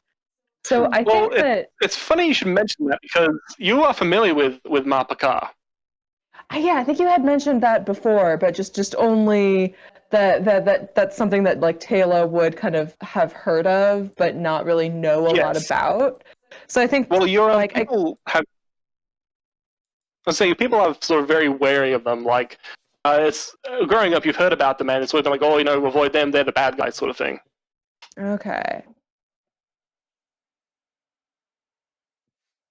So I guess I mean like there's this book that that Hellenist and Mara I guess we're looking at. I like would there be like any way that I might be able to like because like if there's this book here, then presumably there are like followers of this religion here. Like who could say is okay. I'm just trying to think of like how I might like go about finding some of those people to talk to. Hey, what's your religion? Just get up on a box in the middle of the square. Excuse me, I have a question. I mean, I'm not actually going to do that. It's exactly the problem with religions that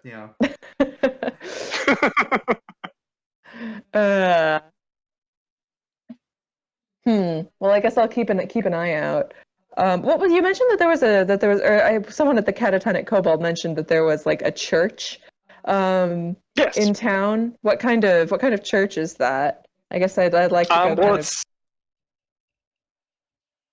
You can sort of see it roughly from the Catatonic Kobold. It's sort of up on a hill on the map I showed you guys ages ago. It's sort of on the bottom left.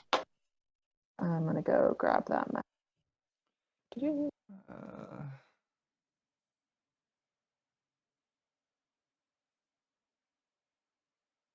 Okay.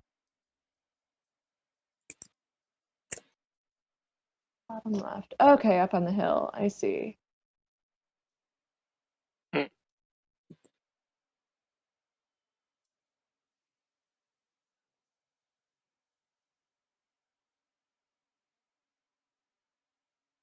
So yeah, I'd like to go take a look at that. I don't know if anyone else would be interested in playing tourist at the church while we've got some time to kill. Sure. Maybe they could, or I'll say, hey, Mara, maybe if we head to the church, they might be able to, if they know stuff about divine magic, maybe they'd be able to kind of help you figure out what's going on with your eyes. That could be helpful. It's not really my area of expertise. I'm more of a more interested in, land spirits and animals in general. Not so much gods, but those, I guess, someone at the church, they'd be the expert, right? I'll follow along. I'm going with because I've got the book, so I mean, I want to know more. How long has it been since we left the catatonic cold? I'm going to say at this stage, it's around about 2 o'clock-ish, I'd say. Should we pop in and see if Thargo? Actually, let's pop in with Thargo for a bit. Hey, Thargo, how you doing? Doing pretty good. Probably not getting a lot of work done. He's probably just going over the same spots and not like getting good coverage on them. Who else is here besides the bug girl? Well, you've got the bug girl you've learned just through being around. Her name is Luann. Okay. And the halfling gentleman is called Latage. And they're also the little kobold who's like all decked out in armor with his golden shield. His name is Boktak. And behind the bar there is a chap called Bjar, B-J-A-R, who's like an old gentleman who's just been tending bar all day. And on occasion you see a young but handsome guy with long hair going in and out of the kitchen. And his name, as far as you've been able to tell, is Fabio. Aside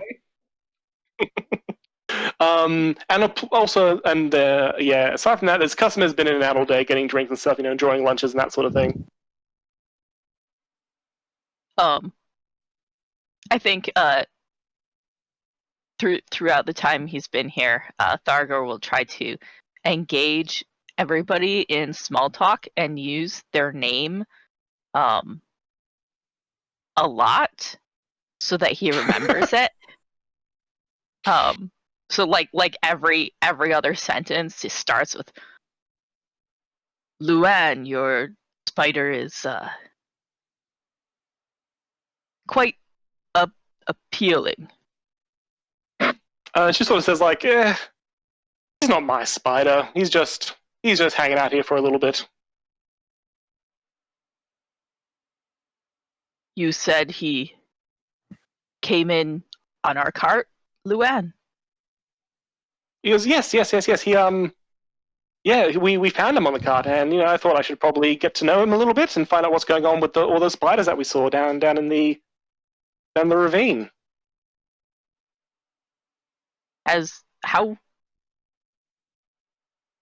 How old is he?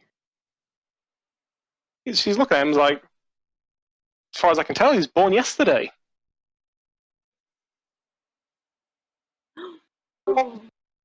That's why he's so confused.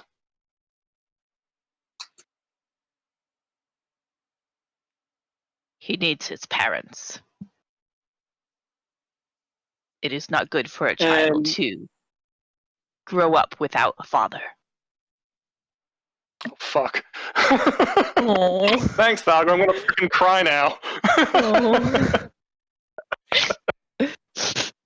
And she says, oh, no. Parents, they're not very important to spiders. Siblings, yes. But either way, he's a bit alone, but hopefully we can find out what's going on and get him back to where he needs to be. I have no siblings. Do you? She stops and thinks. She goes, I don't think I do. I'm pretty sure I don't. Have you found anything out from the spider?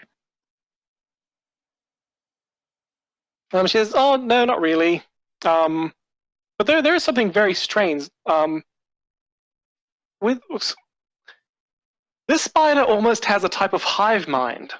And that's strange for a spider. Spiders are normally solitary, but this one here, it's linked to a bigger group of spiders, as far as I can tell. It's very odd. But yeah, I'll have to keep talking to him, see what's going on.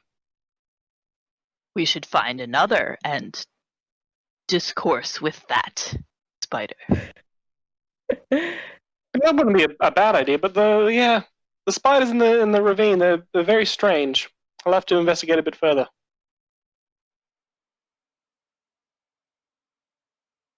Sweeping away. I'm also imagining that because the mess is a dead mimic, that's not exactly like a dry good on the floor, and so a broom is probably not the best way As to far as clean it sweeping up. goes, it's been mostly broken, like bits of furniture and cutlery Okay. and plateware and stuff. As far as the mimics go, they've sort of been like put out the back as far as you can tell. They're going to figure something out to do with them later.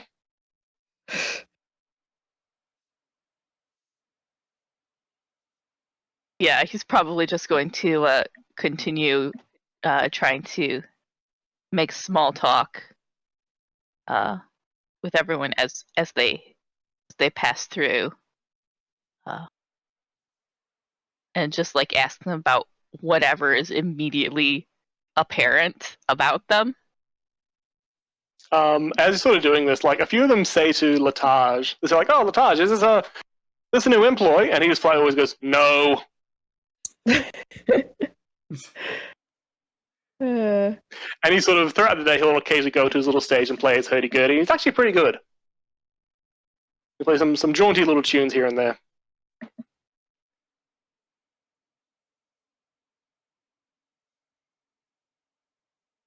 And sort of as this day progresses, you do see that the food that's coming out of the kitchen, it's all the same kind of strange food you hadn't quite encountered before. It's like a round flatbread with what looks like cheese and various other toppings added to it, and then it's segmented into almost triangle shapes. It's very strange to you. You haven't seen food like this before. How much is a slice? A slice of that. That's thing you can buy it per slice, and it's very cheap. It's actually only how cheap is cheap? I just realized what a slice of circular flatbread with toppings is. I feel like it took me a while. I got it right away, and I'm so disappointed. A slice is only going to cost you a copper piece. A whole pizza would be, a whole flatbread mysterious meal would be, Flatbread mystery meal. Wow. yeah, it would, would be 5 copper pieces. Well, he just wants a slice because he just wants to see what it tastes like. And, Okay, so you go to the to the bar and ask, or yeah. okay. So the old guy BR behind the bar says, like, "Oh, right. Well, what would you like today?" I will have 1 piece of the cheese triangle. Like, the pizza. Yes, a piece of cheese triangle. He says, "Oh, very well. I'll see what Fabio's got ready to go, and I'll see what I can bring out for you." And he sort of peeks around the back and goes, Wait, "It's all right. Yeah, Fabio we've the got cook? Yeah, Fabio's the cook. Yeah." Okay. And he peeks back and he goes, looks at a table that seems to be back and goes, "Right. We have a vegetable-based slice of pizza, or we can also do there's one with just like a load of meat on it as well." Jumping off. 1 of each, please, with Oh, gratitude. very well. Well, absolutely. That's going to be 2 copper pieces. I'll get you a plate. And he brings out like these 2 slices of pizza, and yeah, and they look quite nice. Thargor's going to pick up the vegetable in first and just stick the whole thing in his mouth all at once and chew very thoughtfully. And yeah, it's quite nice. Even though it's veggie based, there is like a whole bunch of stuff going on with the spices and whatnot, and the sauces and the like. And it's a really nice bit of pizza. Sorry. And then he's going to do the same thing with the other slice. And Yeah, the other ones, it's on the other end of the spectrum. It's still really good, but it's all kinds of just nicely blended meat flavors and more of a sweeter barbecue style sauce on it. And it's really quite good too. Like these are two very different but very tasty morsels you've had. as soon as he's finished, he's going to not super hard, but slam his fist down on the bar and say, "Fabio, I must learn the secret of this cheese triangle." And yeah, so after like a short beat, Please. a head pops out from behind the door that leads out to the kitchen, and he says, like, is somebody calling me? Please trade me in your ways. He goes, roll a persuasion check for us.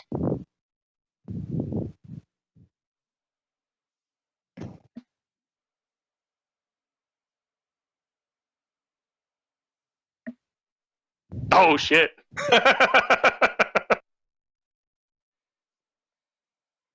Heck yeah. Nat 20 he- on the pizza. Woo! Yeah. That's amazing. Okay, he goes, oh, right, well, I guess so. Yeah, we'll come on back to the kitchen. And yeah, so you go back there, and yeah, Fabio he's a young guy. He's like maybe about 19, but he is like stupidly handsome. Like he is almost comically so. And he's like, oh, well, long hair, nice looking beard. He's like, well, all right, well, I guess I'll show you how to make my pieces that I do. And he sort of explains the whole process, like, like how the dough works, the layering of the ingredients and whatnot, how long to cook for. And yeah, so you now know how to make a really nice slice of pizza. Nice.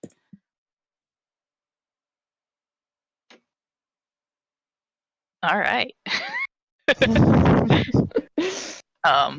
Yeah, Thargor is a very attentive student, and he watches and very good and asks questions, and he pulls out his book and a quill and makes scribblings in the back. At every sort of pause, he just kind of makes a couple scratchings. And he tries to be careful not to let Fabio see the book and what he is writing.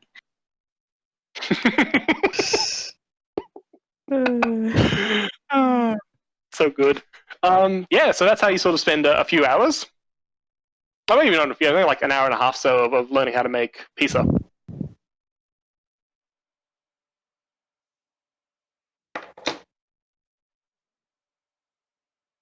Now, what would somebody else like to do? Shall we go to the church?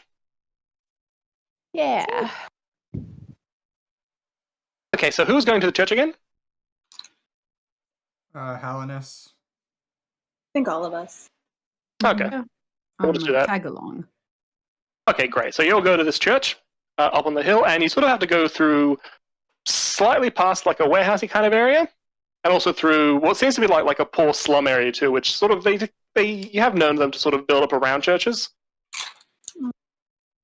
And and sort of you come across this building, which looks to be pretty new make, and quite a nice building with a small cemetery out the front too, as you might expect from a church.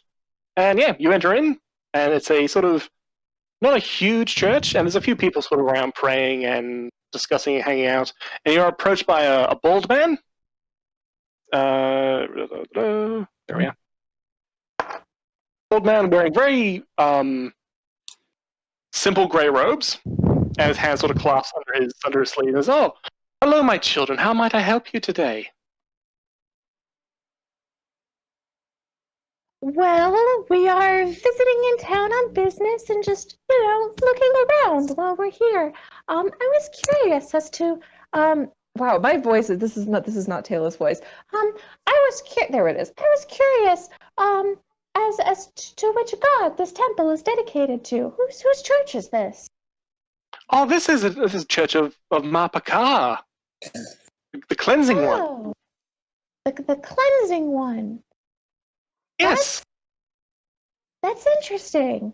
Can you give me the kind of the rundown? Like who is what?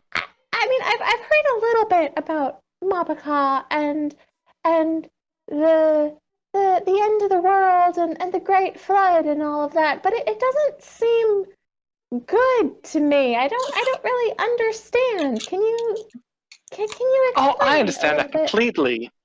Well, it certainly does seem scary and abrasive at a surface level, but well, Mapaka believes that in order to create true peace and harmony, a great cleansing must occur, where a mighty flood will roll through and cleanse the land of all sin and wickedness, and really everything, really. And we are, as his followers, are here to help facilitate that whenever we can, but being very sure to make sure that we help people too, because not everybody, I suppose, should be cleansed in this way, but it's going to happen, and we just have to do the best we can to facilitate that. I mean, So up until that point, we're certainly going to help as many as we can, and help among the community, and make sure everybody's well. We, of course, our church offers healing services and the like too, but we just that's our purpose. And as he's sort of talking, every once in a while he sort of glances out the window and then back to you, as if he's checking on something. I want to look to see if I can see what he's seeing. What's he looking out the Yeah, window so for? you look and sort of like almost in front of his head out the window. There's nothing outside. It's just raining. You can sort of see the entrance to the town from up there.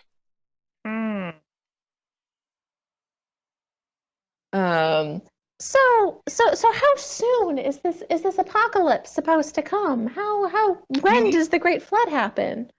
He's any minute now. Well, that's terrifying. Is there? Oh no, it's a glorious thing. I'll have to take your word for that. That's it's tough to swallow. Considering that my people always have tried to avoid that sort of destruction. Is it avoidable? Is everyone going to die in the Great Flood? Is there any high ground nearby? Certainly, We're on it. because we're surrounded by high ground, but it's not going to be high enough. I mean, I'm sure that some people they might survive, but a small fraction might make it through. But that's kind of the point: is that it's supposed to just cleanse everything. Ha! I have a question. Oh yes. How can I help you? Why would you do now? I beg your pardon? Everyone is going to die, correct? Eventually, yes, absolutely. Why do good and help? It's to, well, in some ways help ease the transition. It's also to, I mean, on a much grander scale, to make sure that no other harmful forces are going to come in and, rob the cleansing of the Great Cleansing One. And as if people are around for the cleansing, they should be cleansed in the most pure way. And so if they're here for it, it's a better thing. What is this transition? It's a big wall of water, my dear. Transition to no longer. I beg your pardon? The people are transitioning? Oh no, the people they're being cleansed.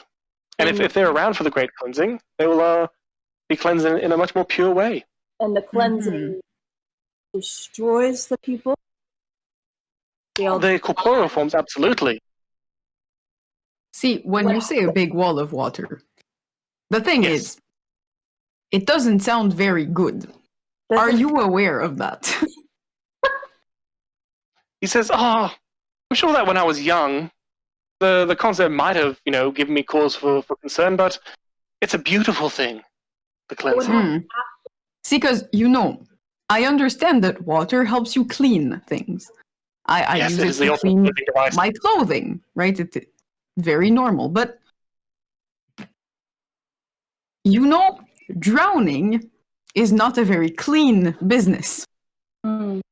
I would disagree. It's also it is the not ultimate cleansing.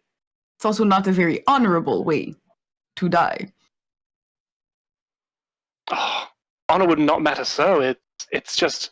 I mean, think about cleansing. You might jump in a bath, and your outside is cleansed very well, but your insides, they will not be cleansed. But if you drown, your insides, especially the lung area, gets very cleansed. So what happens to the body after the cleanse? It doesn't matter. The cleansing has swept through, and the spiritual self will be taken to a better realm, purely cleansed. Okay, so the spiritual self goes to another one. Yes, but is the soul inside of the lung area, as you say? Because if the soul is cleansed, is it where is it situated in your view? This is fascinating. It's situated all around the body. So the more the body gets cleansed, the better the spiritual results will be. So it's not to mention that aside from a question of surface area that is in contact with the water, is it? I suppose yes. As the more that gets cleansed, the more cleansing there is. Very simple. And it's not just going to be, of course. It's not just going to be, of course, living things which get cleansed, like the land, the belongings of the people. All this will be cleansed, and go forth into the cleansed realm. They'll all be clean and bright and beautiful and divine. Is that why we're in the shade? Well, there was certainly a rush to get to the shade when we found out that they needed spiritual guidance.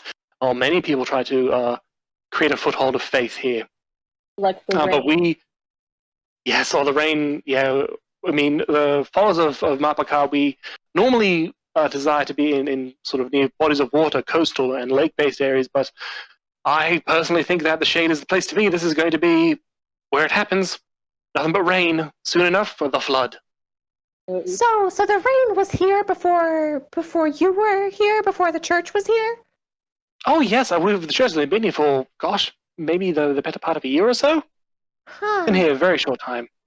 You see, when there was the event in Stone River, and this pathway opened up a bit more to more people, we realized that there was no spiritual foothold here, so we decided to move our people in and create this beautiful church that we have. Fascinating. And there was no guidance at all. It was just nothing but sin and water. I kind of lean over to Kayla.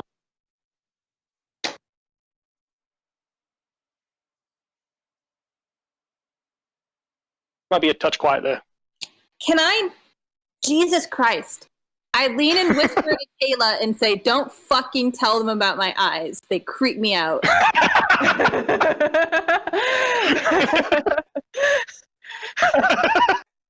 God. I subtly nod. Oh my god. Got it? Me too. They creep me out too. I don't like this.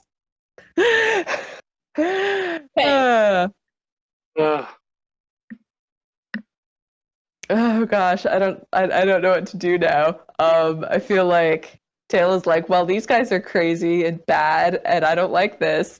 We need an adult.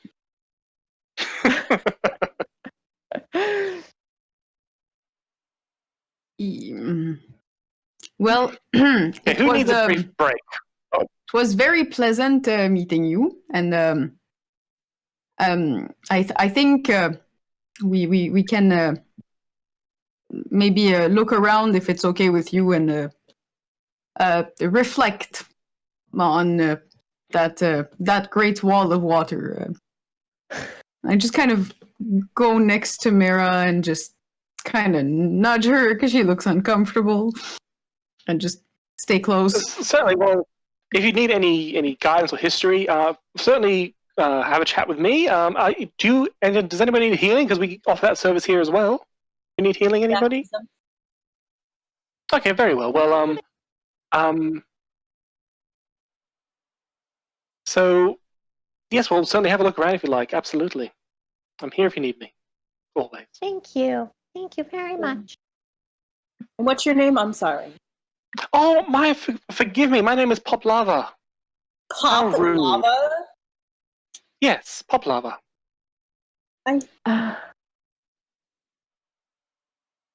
That's a name. All right. Certainly is. Are you the head priest? Yeah, I'm the only priest. Well, make you the head priest. So I do have a question, Paplava.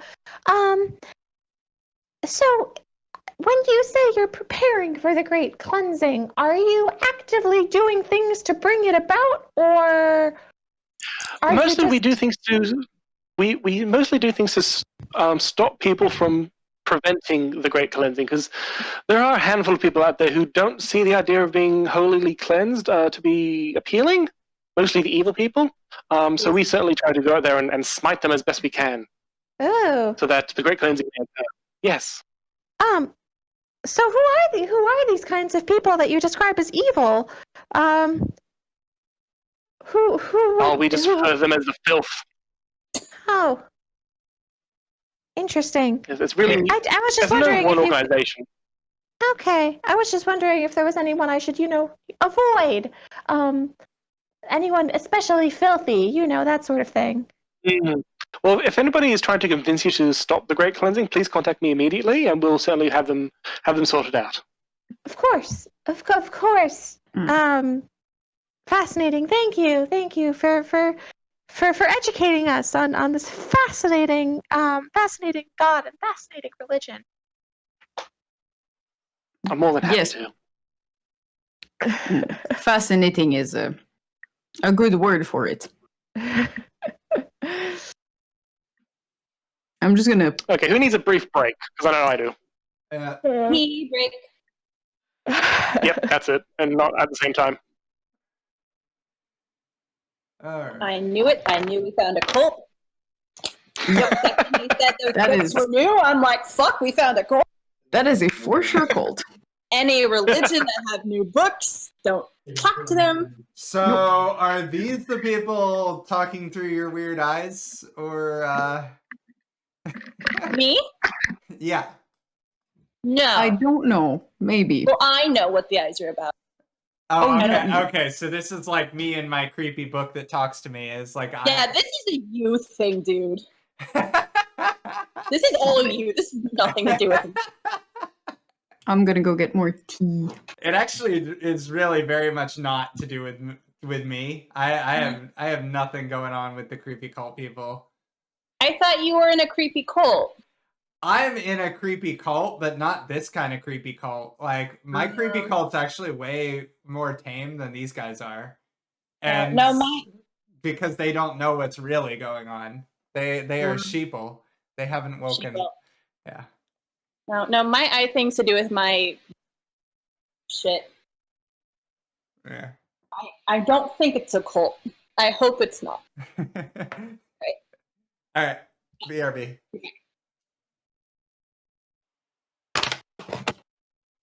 I should have asked Paplava what it is that people do to stave Oh. off the end of the world so that I can do those things.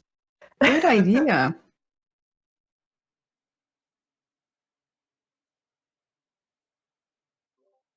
I think you're muted, McKenna. Okay, now I'm back. You have returned. Just leave her. It's fine. It's really funny. Okay, I think we're all back. Thomas is back in the office, so. Yeah, I'm here. Yeah.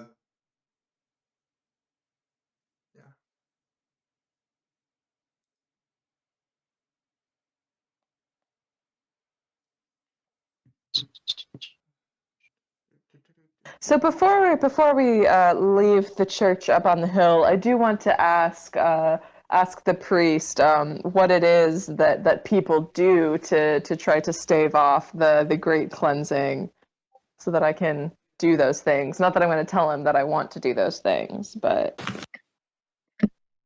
He says, "Oh well, the people who they might harm our churches or our priests. That's one thing that has been known to happen. Well, that's To terrible. be honest, that's the main thing. Is that on occasion people they're not tolerant and they try to harm us, and it's very, very sad. But this That is town very here, it's been lovely. They've been very welcoming. Well, I'm happy for you. It's always nice to have one's own religion tolerated and not looked down upon.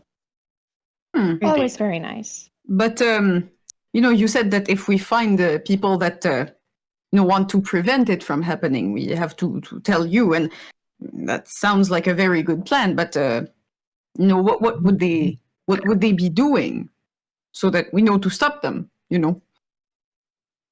Oh, I mean, they might confide in you that they don't like our church, and they might say, hey, we're going to go out and we're going to stab some priests. That's a pretty good warning sign that we like.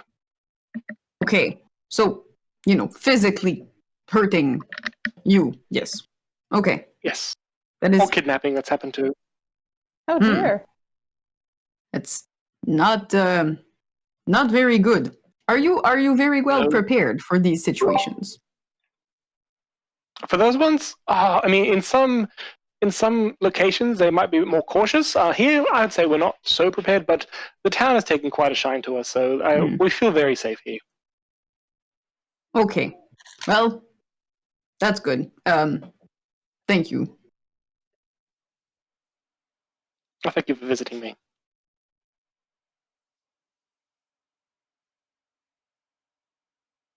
Gross. All right. So, guess we can leave because woof. Yeah, if we don't want to confide in them about Mara's weird eye thing. Do not. Nope. I would tend to agree with Mara on that. Just I also concur. not a good idea. Word out. Word out. They would just pour water in my eyes. Be like, because they'd waterboard me. Just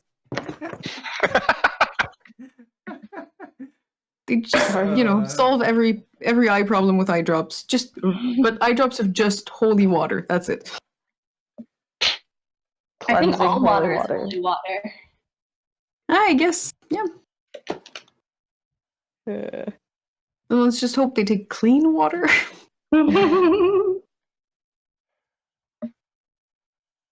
Prefer Just filtered take a bit of tap water. They get a special filter. Mhm. My God.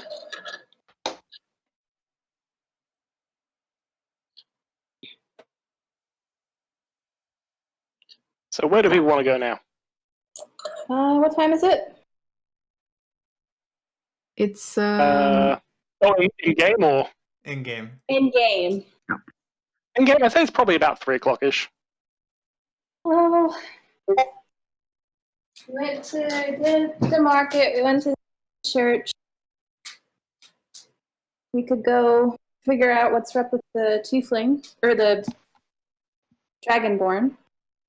yeah. I guess that's What Yeah, let's go find that what dude. time does Thargor get finished learning how to make pizza? That takes only about 90 minutes. So I'd say if you want to line it up, I'd say you'd be finishing about now because you've been swooping for a while.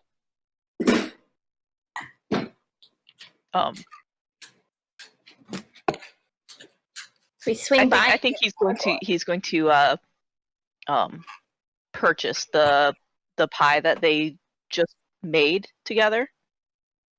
And sort of wander out onto the street looking for his friends, just holding this pizza aloft. That sounds like a bit of classic Tiger action here. so cute. So I guess we'll swing by and pick up Thargor on the way to, I guess, whatever. What was it, like a mansion? It was like a mansion or something up on a hill, right? Yeah. Where If you look at the map, it's sort of in the where that crossroads is, top left of that.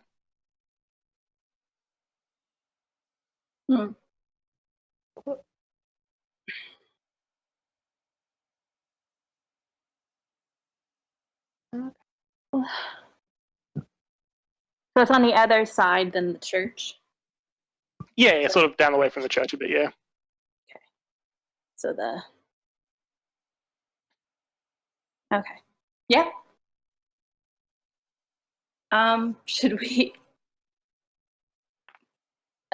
smart people to ask around town about this guy, but we also haven't made friends with anybody in this town. True. We had any friends with the Now black? Thargor's made a lot of friends. Tharger's made a lot of friends. all at the catatonic kobold. Tharger gets his own separate review. I mean, the person at the potion shop was not too mean, but I don't know if he would be willing to help. The blacksmith might know something. Blacksmiths usually know a lot of things. They're very useful in a town. Should we go ask him before heading out? I think it might be a good idea. That sounds prudent. Go meet up with Thargor and meet my buddy Dwight.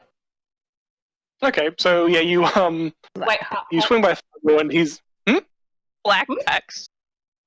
yes. I know what I said.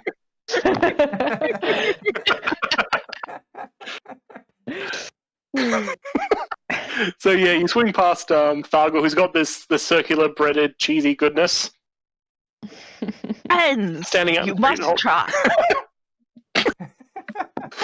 Oh, I love Thargor so much. What is that? Do you want to?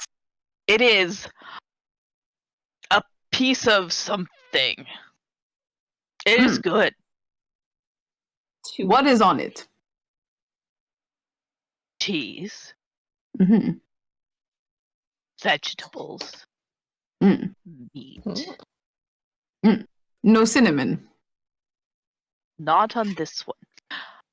I have Good. been told many different kinds, so All right. Maybe Well, as long as there is no cinnamon, I will not try on it. this one. Good. All right, I'll eat it. A little pizza party. I'm gonna just like hand out Just- cheese triangles as we're walking down the street. So now we just look like a gang of, hobos with our very tattered clothing, just eating pizza, walking down the street. Yeah. The people in town must not like us. We are not. Barrymore, Yes. you have a Do you like it?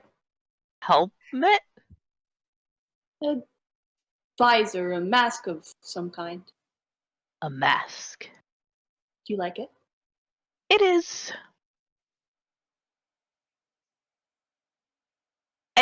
excellent. Yes. Okay.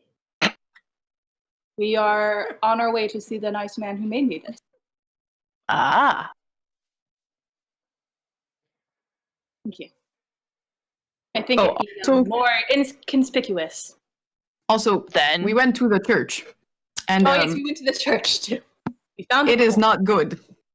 They Yeah, I don't recommend going. The people are nice, but they're, I don't know how to describe it, completely antithetical to everything I believe. They're a little bit strange. They have strange beliefs. They think drowning makes you clean. I think drowning makes you fish food. It's not very honorable. But no, of course not honorable. to each their own, but I would not recommend. Didn't I do not Hmm? go to church. Didn't the people at the catatonic cult tell us to investigate the church? They didn't tell us to investigate anything. They Oh. said we could go, but They said we could go. That's what I meant, yeah. They mentioned it as sort of like a sightseeing location. Yeah. yep. Wonder how they feel about it. Me too. I hope they don't feel too good about it. Not the kind of people I want to help. No. Oh. Right.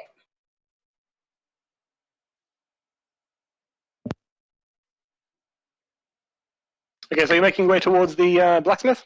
Yeah. Okay, cool. So you, which by the way, the blacksmith is called the Pounded Anvil, He's so and gay. you approach it.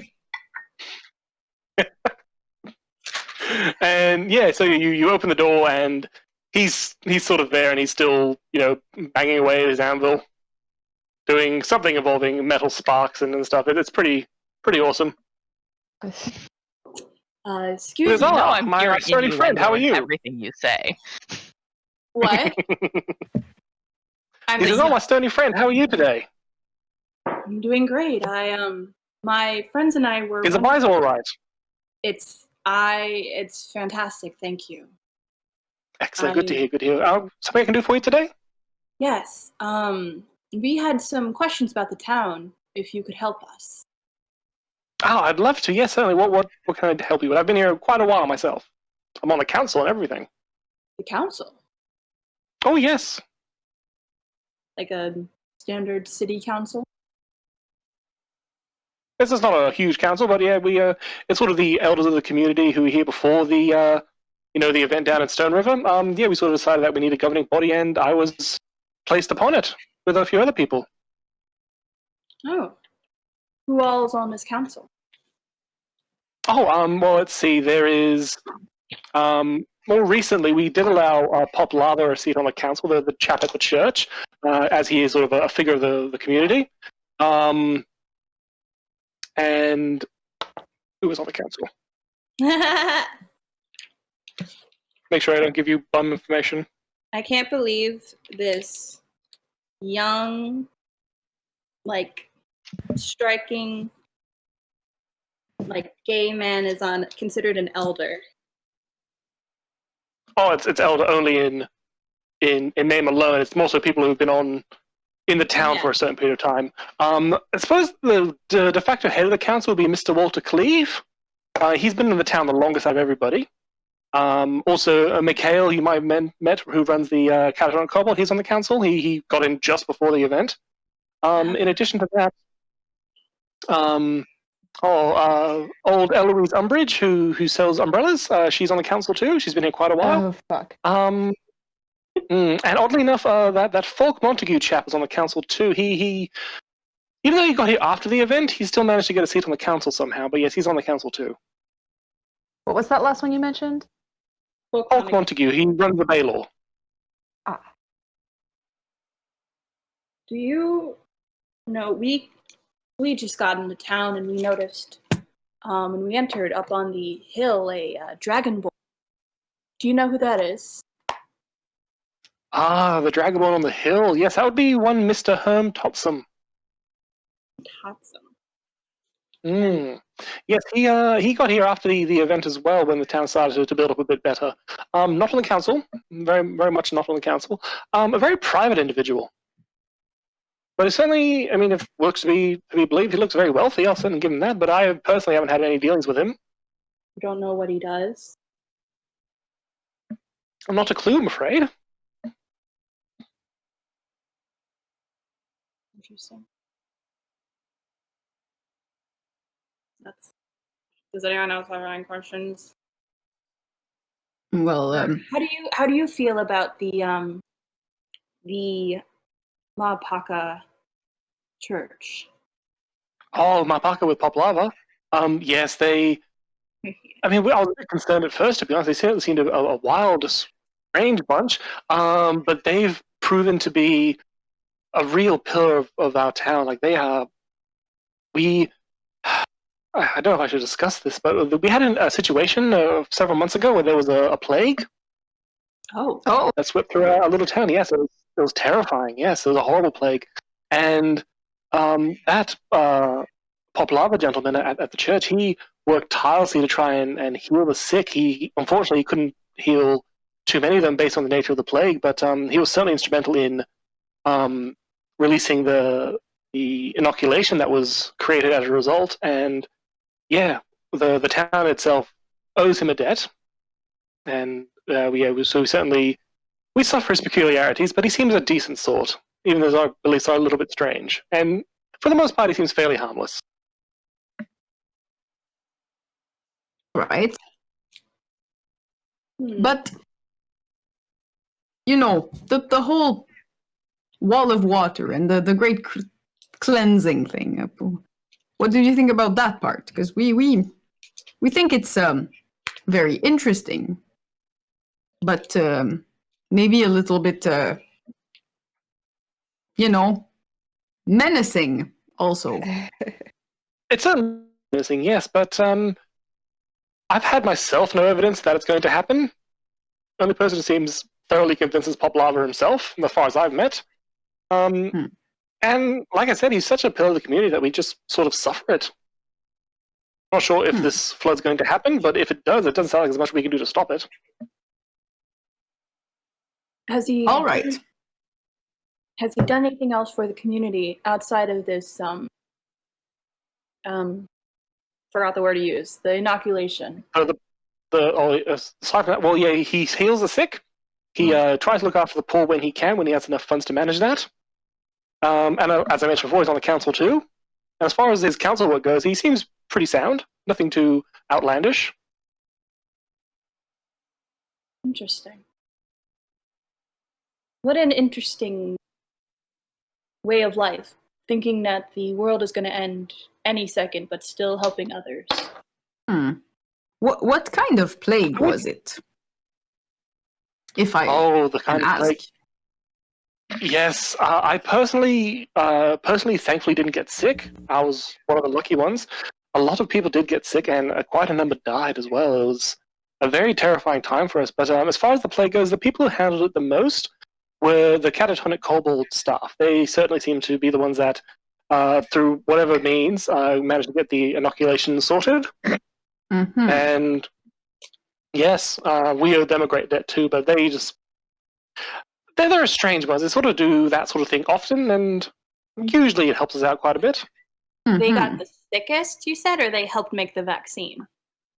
They helped with the vaccine. They helped source it somehow. I wasn't sure of the particulars, I'm afraid. But some of them did get sick, but they thankfully all got better. And the people who got sicker, how did they get sick? What kind of sickness was it? Well, it seemed to be largely a lung sickness. They had a hard time breathing, but over time, they would get these horrible black veins around their eyes and mouth. It was terrifying, and they could just had a very hard time breathing, and and just eventually die. I heard some mention of fungus regarding the disease and the inoculation. Again, I'm no medical professional, and I wasn't directly involved, but yeah, it was a strange sickness, one that we've never seen before, and it was very strange that a divine healer like Poplava couldn't do as much as they normally would. I mean, I've seen him heal people; he's very good at it, but for whatever reason, that one disease just got the better of him. How soon after the church came did the sickness come? It was a few months. Nothing suspicious, if that's what you're implying. I'm just curious. And do you have an idea how the sickness came to your village? Because it is pretty hard to get to. We had a hard time. There were monsters. Yes. As far as how the sickness got here, I'm personally not entirely sure. Again, I believe that the catatonic kobold crew would know more than I would. They were directly dealing with it. And are those people? Are they usually reputable? They catatonic kobold crew. Yes. The crew of the catatonic kobold. Yes, are they reputable? I would say largely yes. They certainly seem to help the community more than they hurt it. At the very least, they seem to be trying, which is nice. Okay.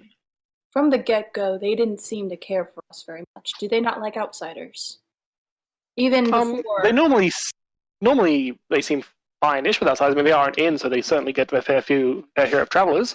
Did you do something to possibly annoy them or make them angry at you? When we first met them, before we had a small incident with them, they didn't seem to care for us. Oh, okay. But yes, we did get on their wrong side, which they don't like us too much, but I was wondering why in the first place they didn't care for us. Also, I'm I'm afraid. Through no fault of our own, we got on their wrong side. We delivered exactly what we said we would, and we Right. did our job. They didn't And- really care. They didn't really want us to hang around, No. if I remember correctly. That's why we stayed at the Baylor. They That's seem, interesting. They're normally very keen for customers, especially considering the Bay law. yeah, they seem pretty quick to get rid of us. That's honestly that's strange. Normally, clawing for customers. Hmm. Hmm. You know anything about the little girl?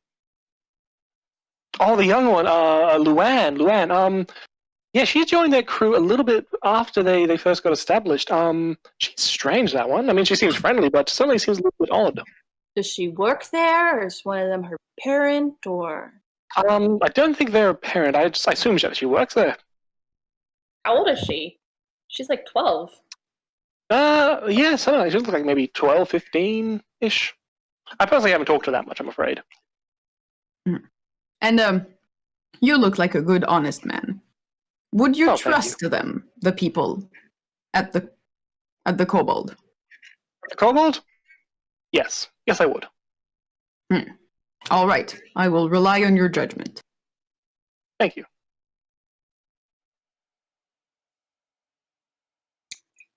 That's all the questions I have. That was very insightful. Thank you very much. Yes. I'm very glad to help. And you all seem so lovely. So if you do need anything else, please come back. Yes, I'd like to leave a little 5-star review. I'm gonna shake his hand, look into his eyes, and then just leave. Yep, he returns that in kind. He's got a nice strong handshake. Good. Actually, one quick. You said the plague was black veins around the eyes, not what I kind of gesture vaguely to my whole situation. Oh, as far as that goes, oh no, certainly different to that. It wasn't so much the eyes went black, it was just the veinage around the eyes, some veins along the arms too, and also they would occasionally vomit black ichor towards the end there. That was a little bit, that was concerning. Yeah, we lost a lot of people during that plague. Poison blood, possibly. Okay. Again, I'm no doctor, so I wouldn't know, I'm afraid. And now, do we do the humoral system or? Okay. That's all I have. What's our next step, everyone who is sewing? I'm not sewing. I'm knitting. Oh, I'm sorry. I would tend to say we try to go, see the Dragonborn, because even though it's, I don't know, they seem to think he was more like a newcomer, and he said he was definitely not on a council, so say he sounds like a suspicious dude. He does indeed seem suspicious, and he looked at us funny, so He's as good as dead. Gotta go for No, he's just gonna Know get a what I stern hug or meant. two. I'm equipping my sword. Oh God. Ow, not right now. Okay. With we'll head up there then. Yeah. Okay. So yeah, it's getting to late afternoonish, I'd say. So the sun is starting to dip a little bit. But yeah, so you walk up to the mansion on the hill, and there's a big gate which it opens for you. It's not locked or anything. It's just there for, I guess, added security. And yeah, so you knock on the door. What are we gonna say? And what are we here to ask So him? Like, what are we trying to find out here? I don't know why we're here. I feel like I'm just following. So how's it going? We're Hold on. Hi, you sound suspicious. Do you have anything to say to us?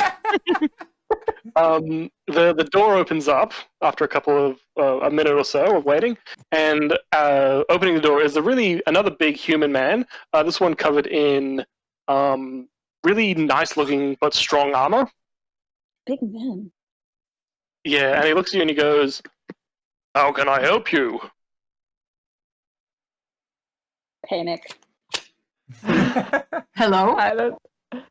My name is Bertha, and those are my companions, and we are just passing in this town, and we wanted to meet some new people, and we heard that you were not we saw someone on this hill, and we've been told that they are also sort of new in town. So we thought, we would come and say hi. And he looks at you and he goes, "Please wait one moment." And he closes the door, and you hear this big footsteps leave. And a couple of seconds later, door opens up, and he goes, "Please step this way." Does And he leads you inside. Does he kind of look like Grug? No, he doesn't. He's like a similar height to Grug, but yeah, very, very different kind of person. Okay. So he leads you in, and you sort of are led upstairs through this really, really nice interior of this newly built mansion with all kinds of tapestries, paintings, and artworks, and other expensive, flexy things. And yeah, you're led to this office, and the door opens up, and sitting behind the desk is this big green dragonborn that you saw on the hill before. And he looks at the guard and says, "All right, thank you very much, Cecil. That'll be all, thank you." And he says, please come in. Take a seat. And there's only two chairs there. But he still just, please take a seat. Berta will definitely just awkwardly stand up next to one of the chairs. And just... Thargor is going to sit on the floor. Taylor will sit in a chair. If no I one else see. seems to be sitting in these chairs, Yeah, I'm Taylor's not gonna sitting take in a the chair. I'm standing. Okay, so he judges that, and he sort of looks toward Taylor then and says, Fuck. "Right. What can I do for you today then? What brings you to visit me this afternoon?" I don't know. We were gathering information about the town. And, Oh, wow. You came just yesterday, didn't you? mm-hmm. Yes, I saw you come in with that card. Looks like you had an incident on the pass. Are you all well? What do you know about the incident? I know nothing. I understand that there was some sort of, I'm going to assume, based on your appearance, violence. Yeah, we ran And into... judging by the fact that one of you was...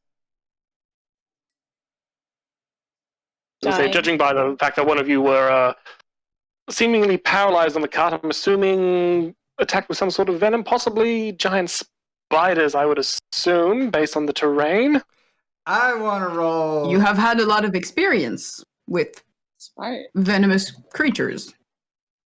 Oh no, just a passing fancy. I'm just I have a curious mind. Can I roll an insight check to see if he's being completely honest with us? Yeah, sure, absolutely. Shit.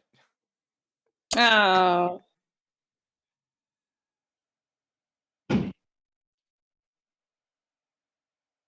Yeah, I rolled an 8. Wah, wah. Can I also roll? Yep, go for it. Go. I'm sure it's going to be much better, but... So, insight? Yes. Let's try. Little bit slightly better. Yeah. I mean, he... Just for giggles, I want to try it. He certainly seems to be trying to flex his knowledge a bit. And sort of like, in not so much in an aggressive way, but kind of trying to get the upper hand in the conversation by sort of showing that he understands quite a lot about you and what you've been through. Even though not really knowing particular details. He's sort of flexing his mind powers, really. Okay. So you're not familiar with the difficulties that people have had getting from the Grand Reach Mountains to the Shade. I was privy to a failed delivery of, I wanted to say, ale that didn't quite make it. I understand that there was a few fatalities based on that too. And if I'm going to draw lines based on the limited knowledge that I have, I'd say maybe the spiders that you encountered. Were they spiders? The spider that you encountered probably has something to do with it. But then again, the Grand Reach Pass is a little bit dangerous. We were thinking the same thing. Interesting. When did you're new to town? When did you move here and why? Oh, me personally, it's only been in the past 12 months, and I'm a businessman.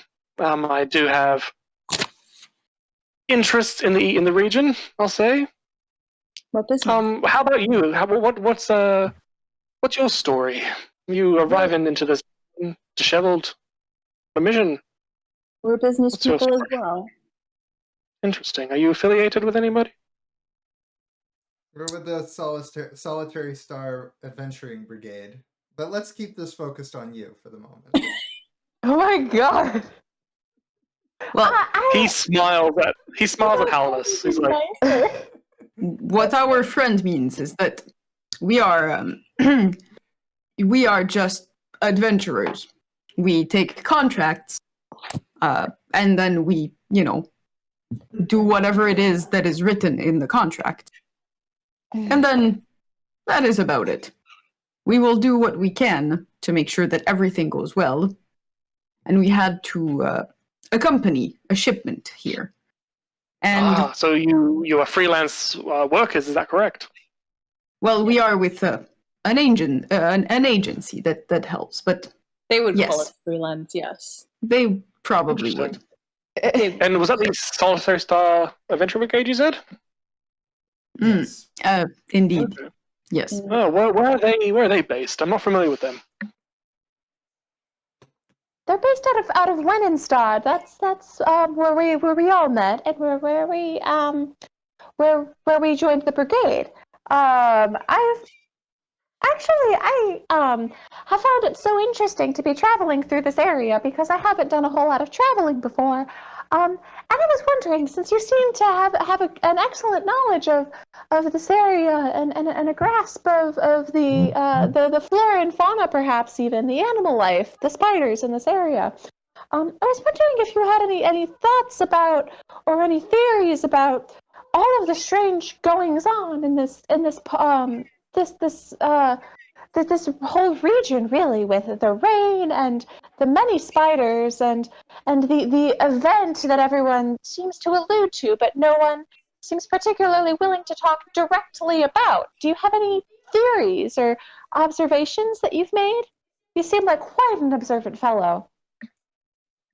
I mean, as far as theories and observations, the only one that really mattered to me was that there was an opportunity here with the town suddenly becoming a thoroughfare for travel that a man of my stature could take advantage of.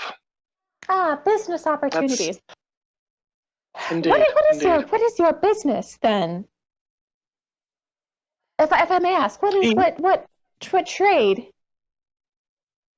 He says, at this stage, that's not important for discussion. However, back to you for just a moment. Well, I think we answered some of your questions, and we offered up what our occupation was, and well, I think it would be only fair to make this conversation go both ways. Well, that's fair, but at this stage, that's all I'm willing to divulge. Now, your adventure brigade that you I'd like to roll an insight check. That's Shh. I saw him sneak up on you there. That's very funny. Okay, hang on, I'll be back. I'd like Too to easy. roll an insight check and see if I'm curious as to why he wants information about us and won't divulge any of his. So I'm gonna Yep, feel do free. my best. Do that. He's such a great guy. I love this guy. I'm gonna tell him everything about me. amazing. Can I I'm call gonna you give him Dad? my social, my credit card information. Anything he wants to know. And we asked, like your little brigade that you have, are you for hire? We are. In Well, fact. Yes, Yes. Now that we have finished a Interesting. mission, for the right Well, price. no, let's not get hasty. Through when instead? You said that's where you're located. Yes. Mm-hmm. God damn it. Okay. And one final important question: can you exercise discretion? Need be. it depends on what kind of discretion you need. If it I'll will bear get that us in mind. into too much trouble, no. I'll bear that in mind. Interesting. I don't have need of you yet, but we'll see what the future holds. We'll see what happens down the track. Would you be willing to accept a gift? We would love Is a it- gift. Is it What sort of gift? yes. Is it something that would make us a target? Oh, certainly not. Certainly not. No, I wouldn't do that to you. If I want to carry on this professional relationship as I do, please take these. And he reaches into his desk and pulls out 2 healing potions on the desk. You say these with. Take these. And if you have use of them, feel free to use them, of course. They're yours now. They don't belong to me anymore. And I'll be in touch in the future. We'll see. I'm always after new allies. As are we. We are always Yes. after new clients. Okay. Oh, Once And, we get outside of his house, just kind of The healing potion. Sorry. Yes. once we get outside of his house, team huddle, real quick. Just kind of, I have a, yeah. Yep. So, did you get them from the same merchant in town that I did mine? It's Oh, the down the Ashglade General Store. No, Yes. no. These are from somebody else. Just an acquaintance of mine was passing through, and he offered them to me, and I accepted. I personally don't really leave this mansion very often. Yeah, I figure that someone like you who clearly went through something yesterday might have use of them if you find yourself in trouble frequently. Mhm. I'm curious. Do you have what kind of job would you have for living good? I mean, I know that you at the very least are dedicated delivery agents. I know that much, and I know that you know how to handle yourself in a fight versus nature. So that's 2 things that might interest me. And also, I like. What can I say? I like your gumption that, based on a mere glance of me from the street, you sought me out and wanted a conversation. I like that. That's interesting to me. You said a fight against nature. What do you I think reckon about it's sizable. the church in town here? Oh, the church? I pay them no heed personally. Were you around for the plague? Pardon? Were you around for the plague? Yes, I was around for the plague. Thankfully, I didn't get ill. But my compatriot Cecil, he got quite a bit ill and needed to be nursed to health. What did you make of it? A wise man such as yourself. I mean, let's see. He thinks for a moment. He goes, "Well, considering that the holy man's healings didn't quite work, it's not so much an affliction of the body. It's more so like something, I guess, living inside the body, existing inside the body that would cause the symptoms that would eventually kill the host." Yes, unfortunately, I wasn't privy to any more information than that, but that's just solely based on my observings of Port Cecil when I was looking after him. Was the symptoms just the physical, the black veins and the vomit? Were there any? Did they act strangely? Strangely, only strange in the sense that they couldn't do much. They were, very lethargic, and towards the end there, Cecil himself he couldn't get up, so I did my best to nurse him back to health. And thankfully by that stage, the inoculation came through, and I was able to acquire some. All right, and we heard something about maybe a fungus. In your opinion, could it be that? This looks like it's new information to him. He goes, fungus. That makes sense. If a fungus made its way inside of maybe the lungs of a creature, it might manifest into. And he sort of like muttered himself for a bit. He goes, This is a very "Interesting. rainy, humid place. Sometimes, It is. you know, I know that mushrooms grow a lot in those places.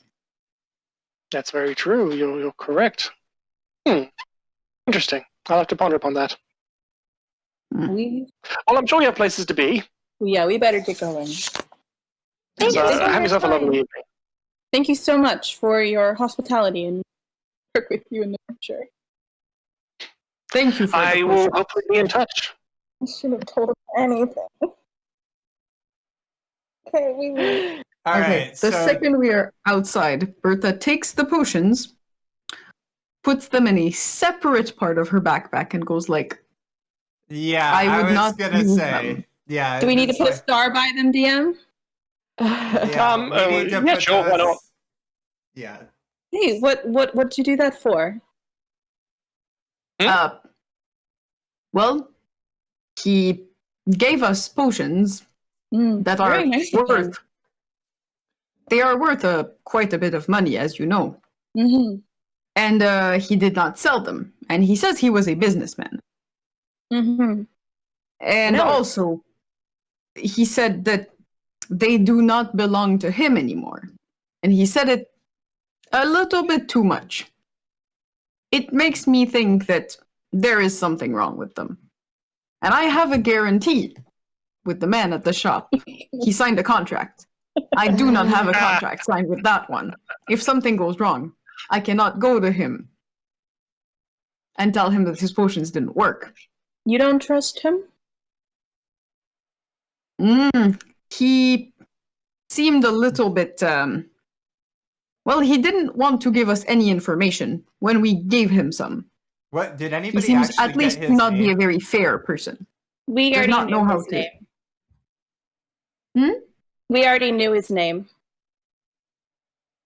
What was Yes. his Thomas. name? Herm Thompson. Ah. I will Yeah. add it to the chat. black packs and we have a Thompson. I ship it. What? I said we have a Mr. Black Packs and a Mr. Thompson. I ship it. Oh fuck! I missed that. Yep. Gotta say, Herm Thompson. Totson. Yes, Totson. oh, Totson. wait. How did. That Well, I sounds think- suspiciously like. Oh, okay. Toxin. It sounded like toxin for a second. I was like, is it gonna be that on the nose? Well, for a second, I In your was, defense, I wouldn't put it past me. I was wondering if the spiders were related to the plague, but if it was fungus, Well, sure. it does not sound like what you have. But if you start Oh. feeling tired, No, I trust Dwight. With my heart. okay. But still, if you start feeling tired, you know, I tell will. us. I will let you know. It's getting late. We better head to the kobold. Yes. Though Okay. Blackbeck said he trusted them, but He said they I were have nice to say- people. they at least don't seem very friendly. I wonder. Well, someone did try to murder them. I But mean, I Before wouldn't be friendly then, if someone tried to murder me. but Taylor, when we first arrived, they weren't all too friendly. Even before they were attacked. I Offered to suppose- help them clean up, and they did not want it. And they were still being pretty angry. So That is true. I'm not sure. I just Anyways, at least now we get to talk to them after they've talked about talking. This is too much talking, not enough action. Talking is not honorable. Well, it can be. but not that much talking. Okay. All right. Okay, so you make your way back down to the Catatonic Kobold, and as you sort of get in there, you see that Florence, Mikhail, and Grug, they seem to be sort of putting down their traveling gear, so they've been out of town. Florence is the tiefling. Okay. Yes. And yeah, so they sort of seem to have just come back in, and yeah, Mikhail turns to you and says, "Oh, perfect timing. How was your day?" Enlightening. Very That's good strange. to know. This is a strange town. Do you know you live in a strange town? I'm well aware, yes. Right, well. Because we, and he says, we, all of us, have a situation. Hmm. Mm. It appears that somebody more killed about- some... Hmm? I'm sorry, what was that? I was just going to say, yes, please tell me more about the situation because I am very confused by everything going on. That's fair enough. Well, I had a chat to some goblins. I won't say friends. Acquaintances. And I'm going to have to bring you along to a meeting. Oh, you are the ones who killed the goblins? After they stole the ale that was promised to you, yes. Okay, so they're stealing the ale and you killed them for it. Okay, yes. Well, All right. So now that you have talked about talking and that you went to talk to another person, we have to go to a meeting to do what? Hear people talk? correct. Mhm. And how do we know that when we go, it will not lead to even more talking and still not knowing? We Orthodoxy don't tend to... We speak with our actions. Yes. That's fair, and I envy you for it. Unfortunately, I need to be a bit more diplomatic than that. Now I've got...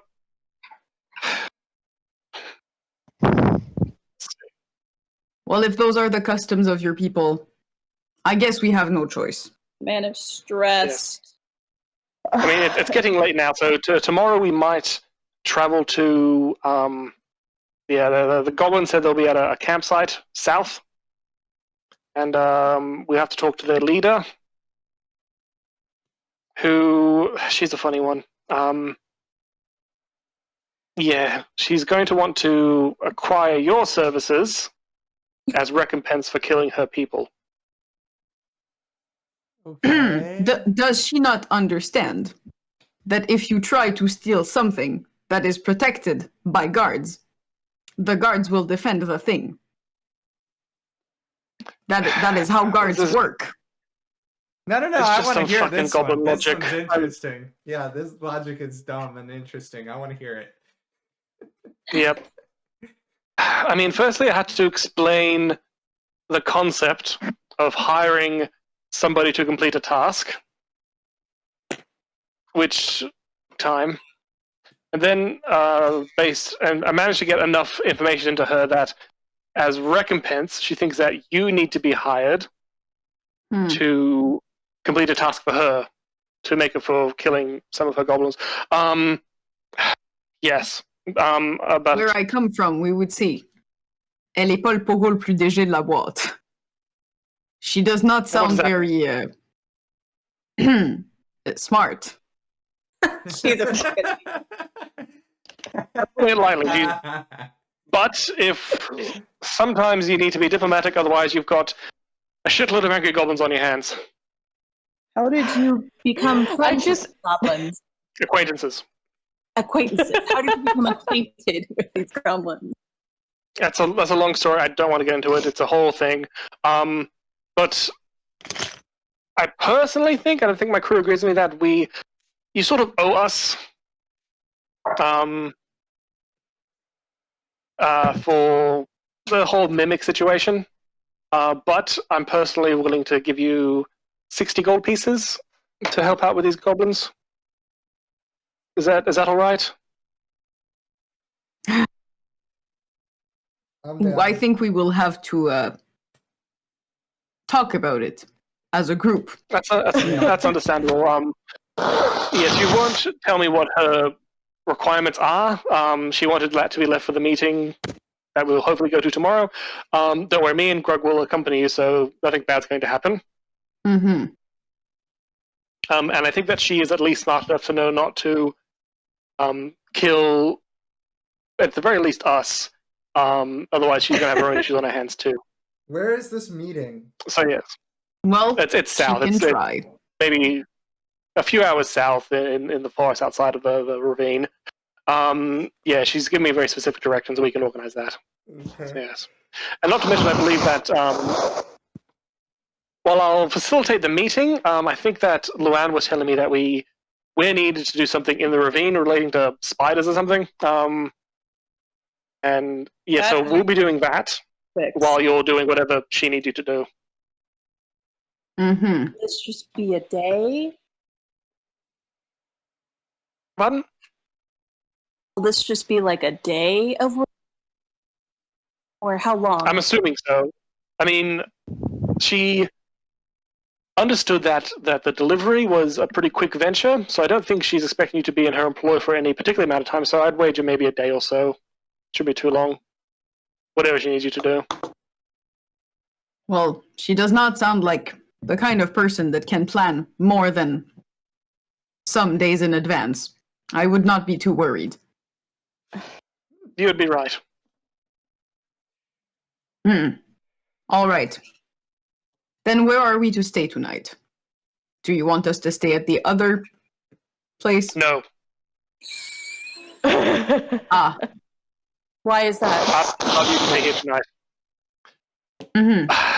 And I mean, why let's could keep we you in not? arm's reach, and also.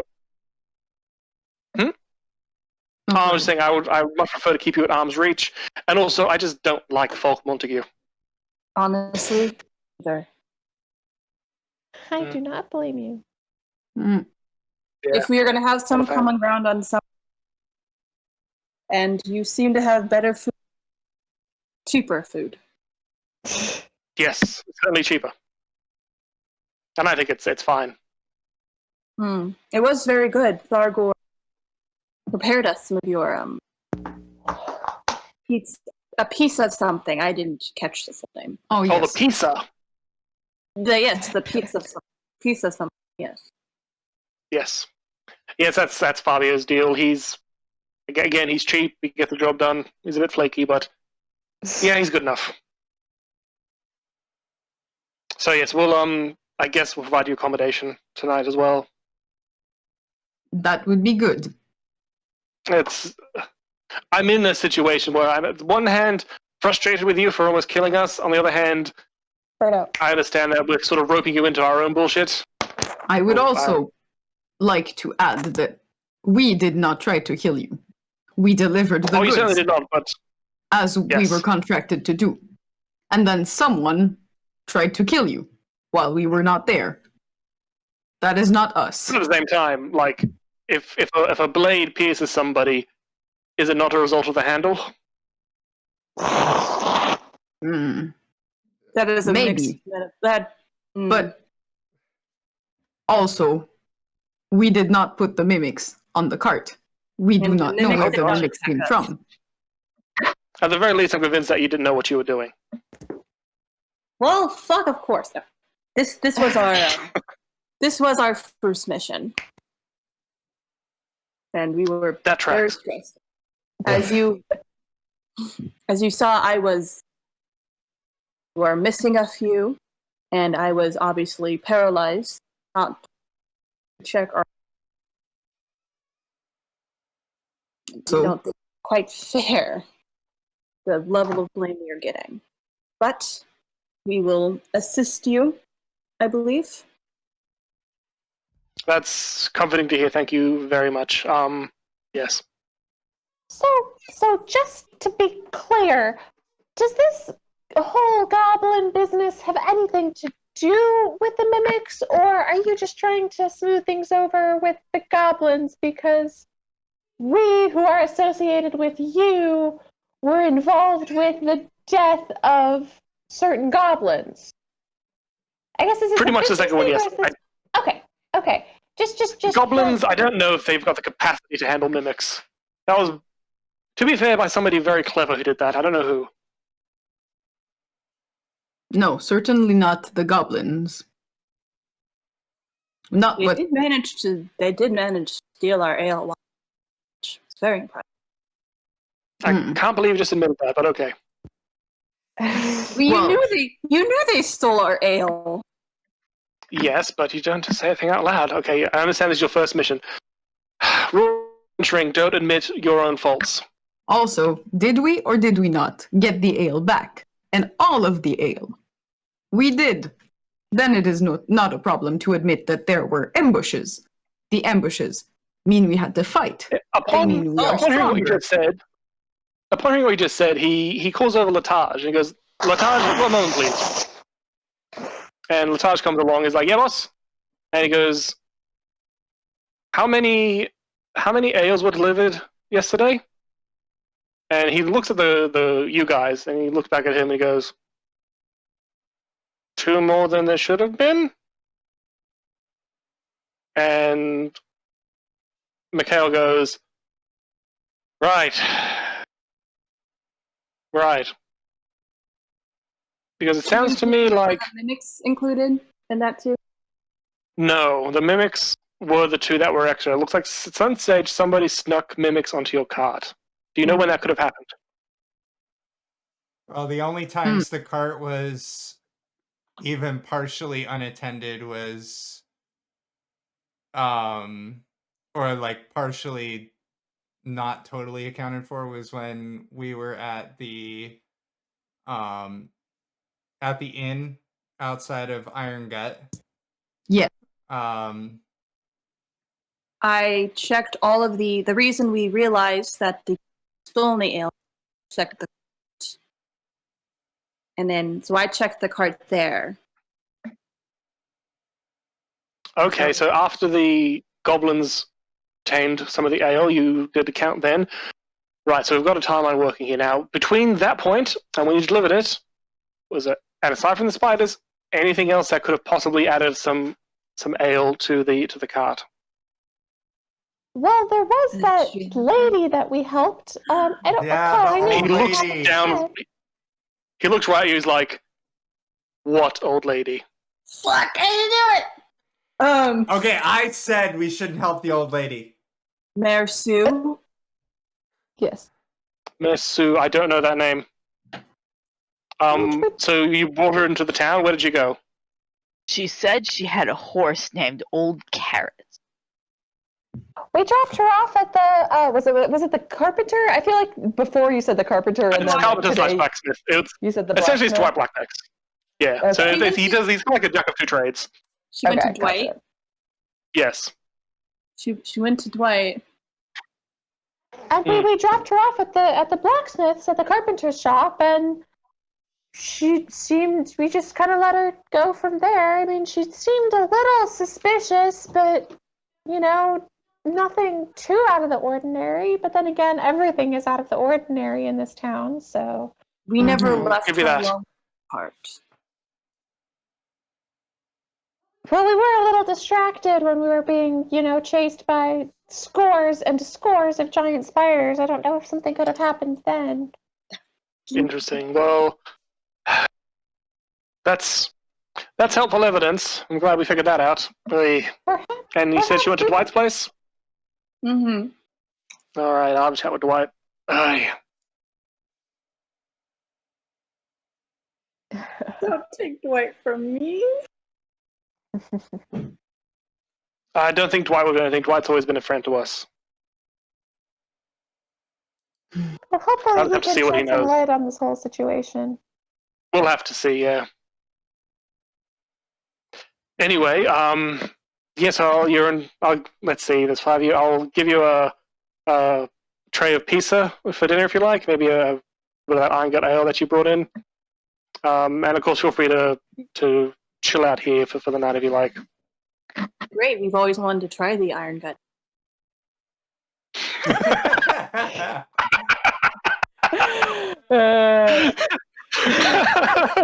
That's amazing. Yeah.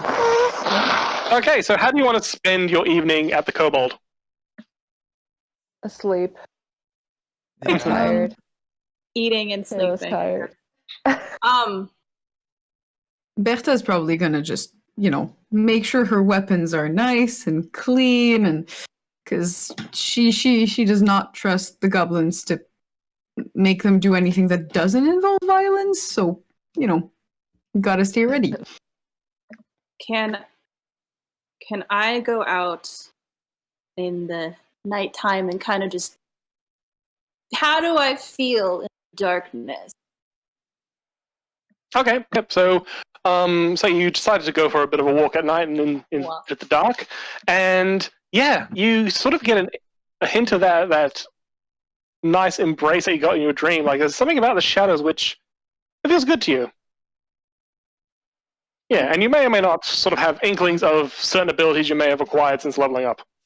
I feel like it could like make dark happen or something, huh? Look at that. Strange. That's new. Huh. I feel like I have more key.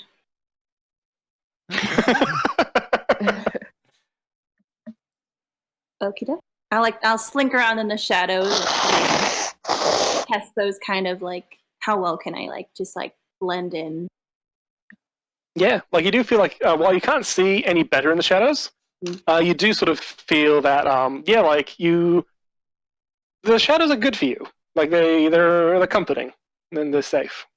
Could I just instinctively be like, wow, I bet I could tap into this and cast dark vision on myself? Yeah. So if you want to say hey, well, how does one see in the shadows? You can certainly do that. And sure enough, ting, like holy crap, I can see everything. Oh god. Is there anything? Whoa. Oh god. Is there anything interesting in the shadows? Not particularly. No. People don't like to hang out in the streets too much in the shade because of the rain, and you just sort of see down alleyways, shadows of like crates and barrels and whatnot. Alley stuff. Yeah, you might see a rat run past really quickly. Becoming a ninja. That's kind of what I am. Yeah, it's kind of her whole deal. All right. Yeah. I slink around and then go to bed.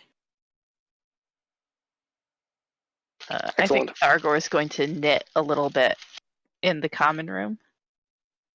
Okay, well, as you're doing that, the little kobold that you saw before, he kind of rushes up with a little clanky armory self with his big shield, and he kind of just wants to sort of sit with you. And it's kind of hello.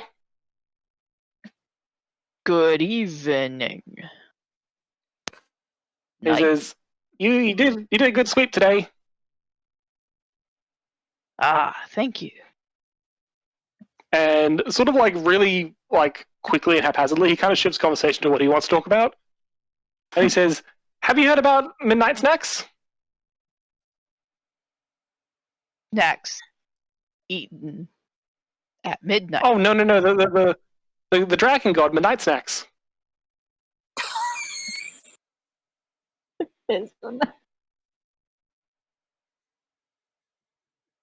Is this night snack a piece of cheese triangle?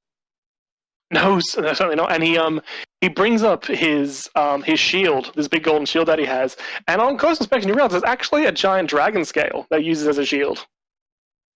And give me a history check. How would Dragonborn feel about a dragon scale being used as a shield? Interesting thing to discuss. As far as I know, Give me a history check. Let's see what you know about. That's a good point. As far as I know, Dragonborn don't love dragons in typical lore. Typical lore, no, but it's Thargos' own beast, so. A little weird. Of course. You don't know anything about this dragon Midnight Snacks. So he's really happy to tell you all about Midnight Snacks, his god. And he flips around his shield, and he's got sort of scrawled by clearly his own hand some sort of pictures of the Midnight Snack story. saying how a couple of years back, Midnight Snacks, he actually saved Wenenstad from an invasion.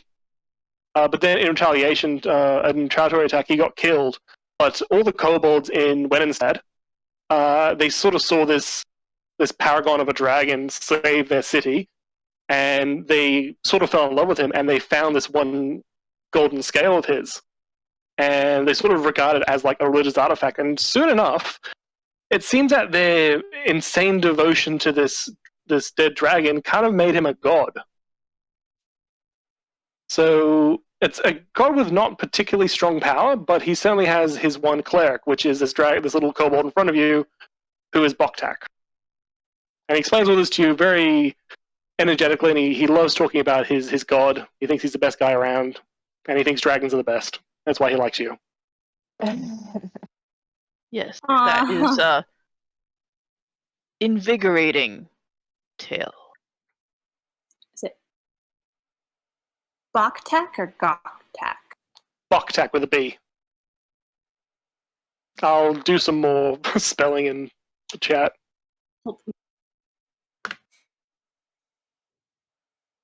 Didn't Hal say that the Wenenstedt history was pretty low?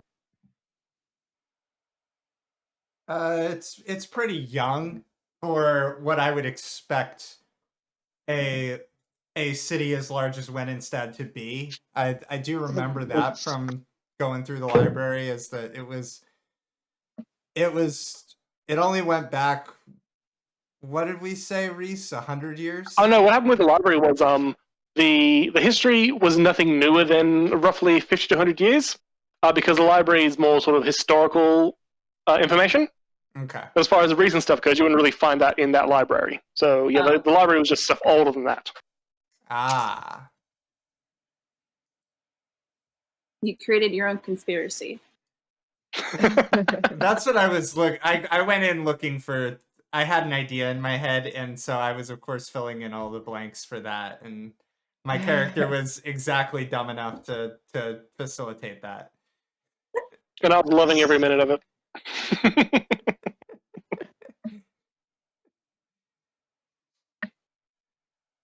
We're not gonna solve a mystery. We're just gonna create mysteries. I love Midnight Snacks. So sad he's dead. Well, he lives in a greater way now. He has lives on. and he has ascended. Worshipping Midnight Snacks. You could do worse. A kobold with a gold dragon scale. Jeez. Oh, wow. I learned so much today. Yeah, you've got a shitload of information today. Yeah. I actually took notes this time. They're not Nice. probably as thorough as Mackenzie's notes, but I did take notes for one. Fairly thorough. I made a very ugly drawing of a dead mimic. And I wrote, dead mimics wanna see are that. not dry goods. Because that is a beautiful line. I just loved it too much. Those are my notes. I can't believe that the second you guys told that Herm where we're from, I'm like, uh-oh, we shouldn't tell him where we're from. And then I rolled so poorly, I gotta tell him everything. And I'm so upset. God. He's a mob leader. He's suspicious as hell. It's bad. We just walked into the house like, hey, we're prime targets. I feel like we should have planned that better. I wanted to roll persuasion to see if I could get him to tell us what his job title was, but given how poorly we rolled, like, that would have just given... I rolled really poorly this whole session. You've been like dry cleaning. Fargor Just again the- had a great time despite the Why would I rough pick a start day? to his day. True. Getting shamed for his cooking. You found That's okay because then Fabio taught him how to make a piece of cheesy triangle. You found I get the. what's it called? A soul like yours. Kitty. A soulmate? No, A kindred spirit. kindred spirit. Oh, and Thargor definitely told the group about Luann's spider A hive mind. and everything she said about it and the hive mind and everything, but mainly focusing on the spider and how it needs to be returned to its family. I think that spider came from the spider that we killed, and it just kind of got stuck in there. It's funny you say that because I was listening back to the audio for it, and like 5 spiders latch themselves onto the cart, and you managed to get 4 of them off. So I'm like, oh, fucking using that. Oops. Clever. Listen, I could. Yeah, you never. Sneaky, sneaky. Can spiders see in the dark? Because I would be really helpful now. I had to like, because when you went out and used your dark vision, I was like, wait a minute, you have to cast dark vision, because I totally forgot that because I'm half elf, Hellenis just has dark vision as a passive trait, and I can just like, so I just see like that all the time, and I'm just like, what? That's just normal. No, I can now. I have to spend 2 key points. I have darkness, dark vision. I can spend key to do pass without a trace twice, and I can cast silence. Nice. I And imagine. I know minor illusion too. Yeah, the minor illusion is awesome. Oh, I'd forgotten. I got speak with animals. I could have spoken with Herman. Oh, Damn it. Oh, Oh, so sad. There are so many things I want to do, but I also, since it sounds like I feel like we're about to walk into a big fight in the next session. Yep. No. I get that sense. Didn't someone speak with Herman in the last session? I feel Yeah, Taylor like we did. Yeah, I spoke with Herman. He completed his duty and was returning home. He seemed very dead set, so. Bertha wasn't there. No. Oh yeah. Also, we didn't do any combat, so it didn't happen. But now, when I rage, my allies have advantage on their attack rolls if they're close to me. That's interesting. Because I got the pack Pretty tactics going on. Useful It's gonna be mechanic. fun. nice. Oh, so you can help me. Oh, that was Level. Yeah, because I can change what my prepared spells are during a long rest, so I could definitely like prepare for like, okay, if we're going into a combat situation, knowingly I can prepare for that. Because I think I retooled mine a little bit for like character reasons when we leveled up, but it could also be useful to temporarily retool for combat purposes.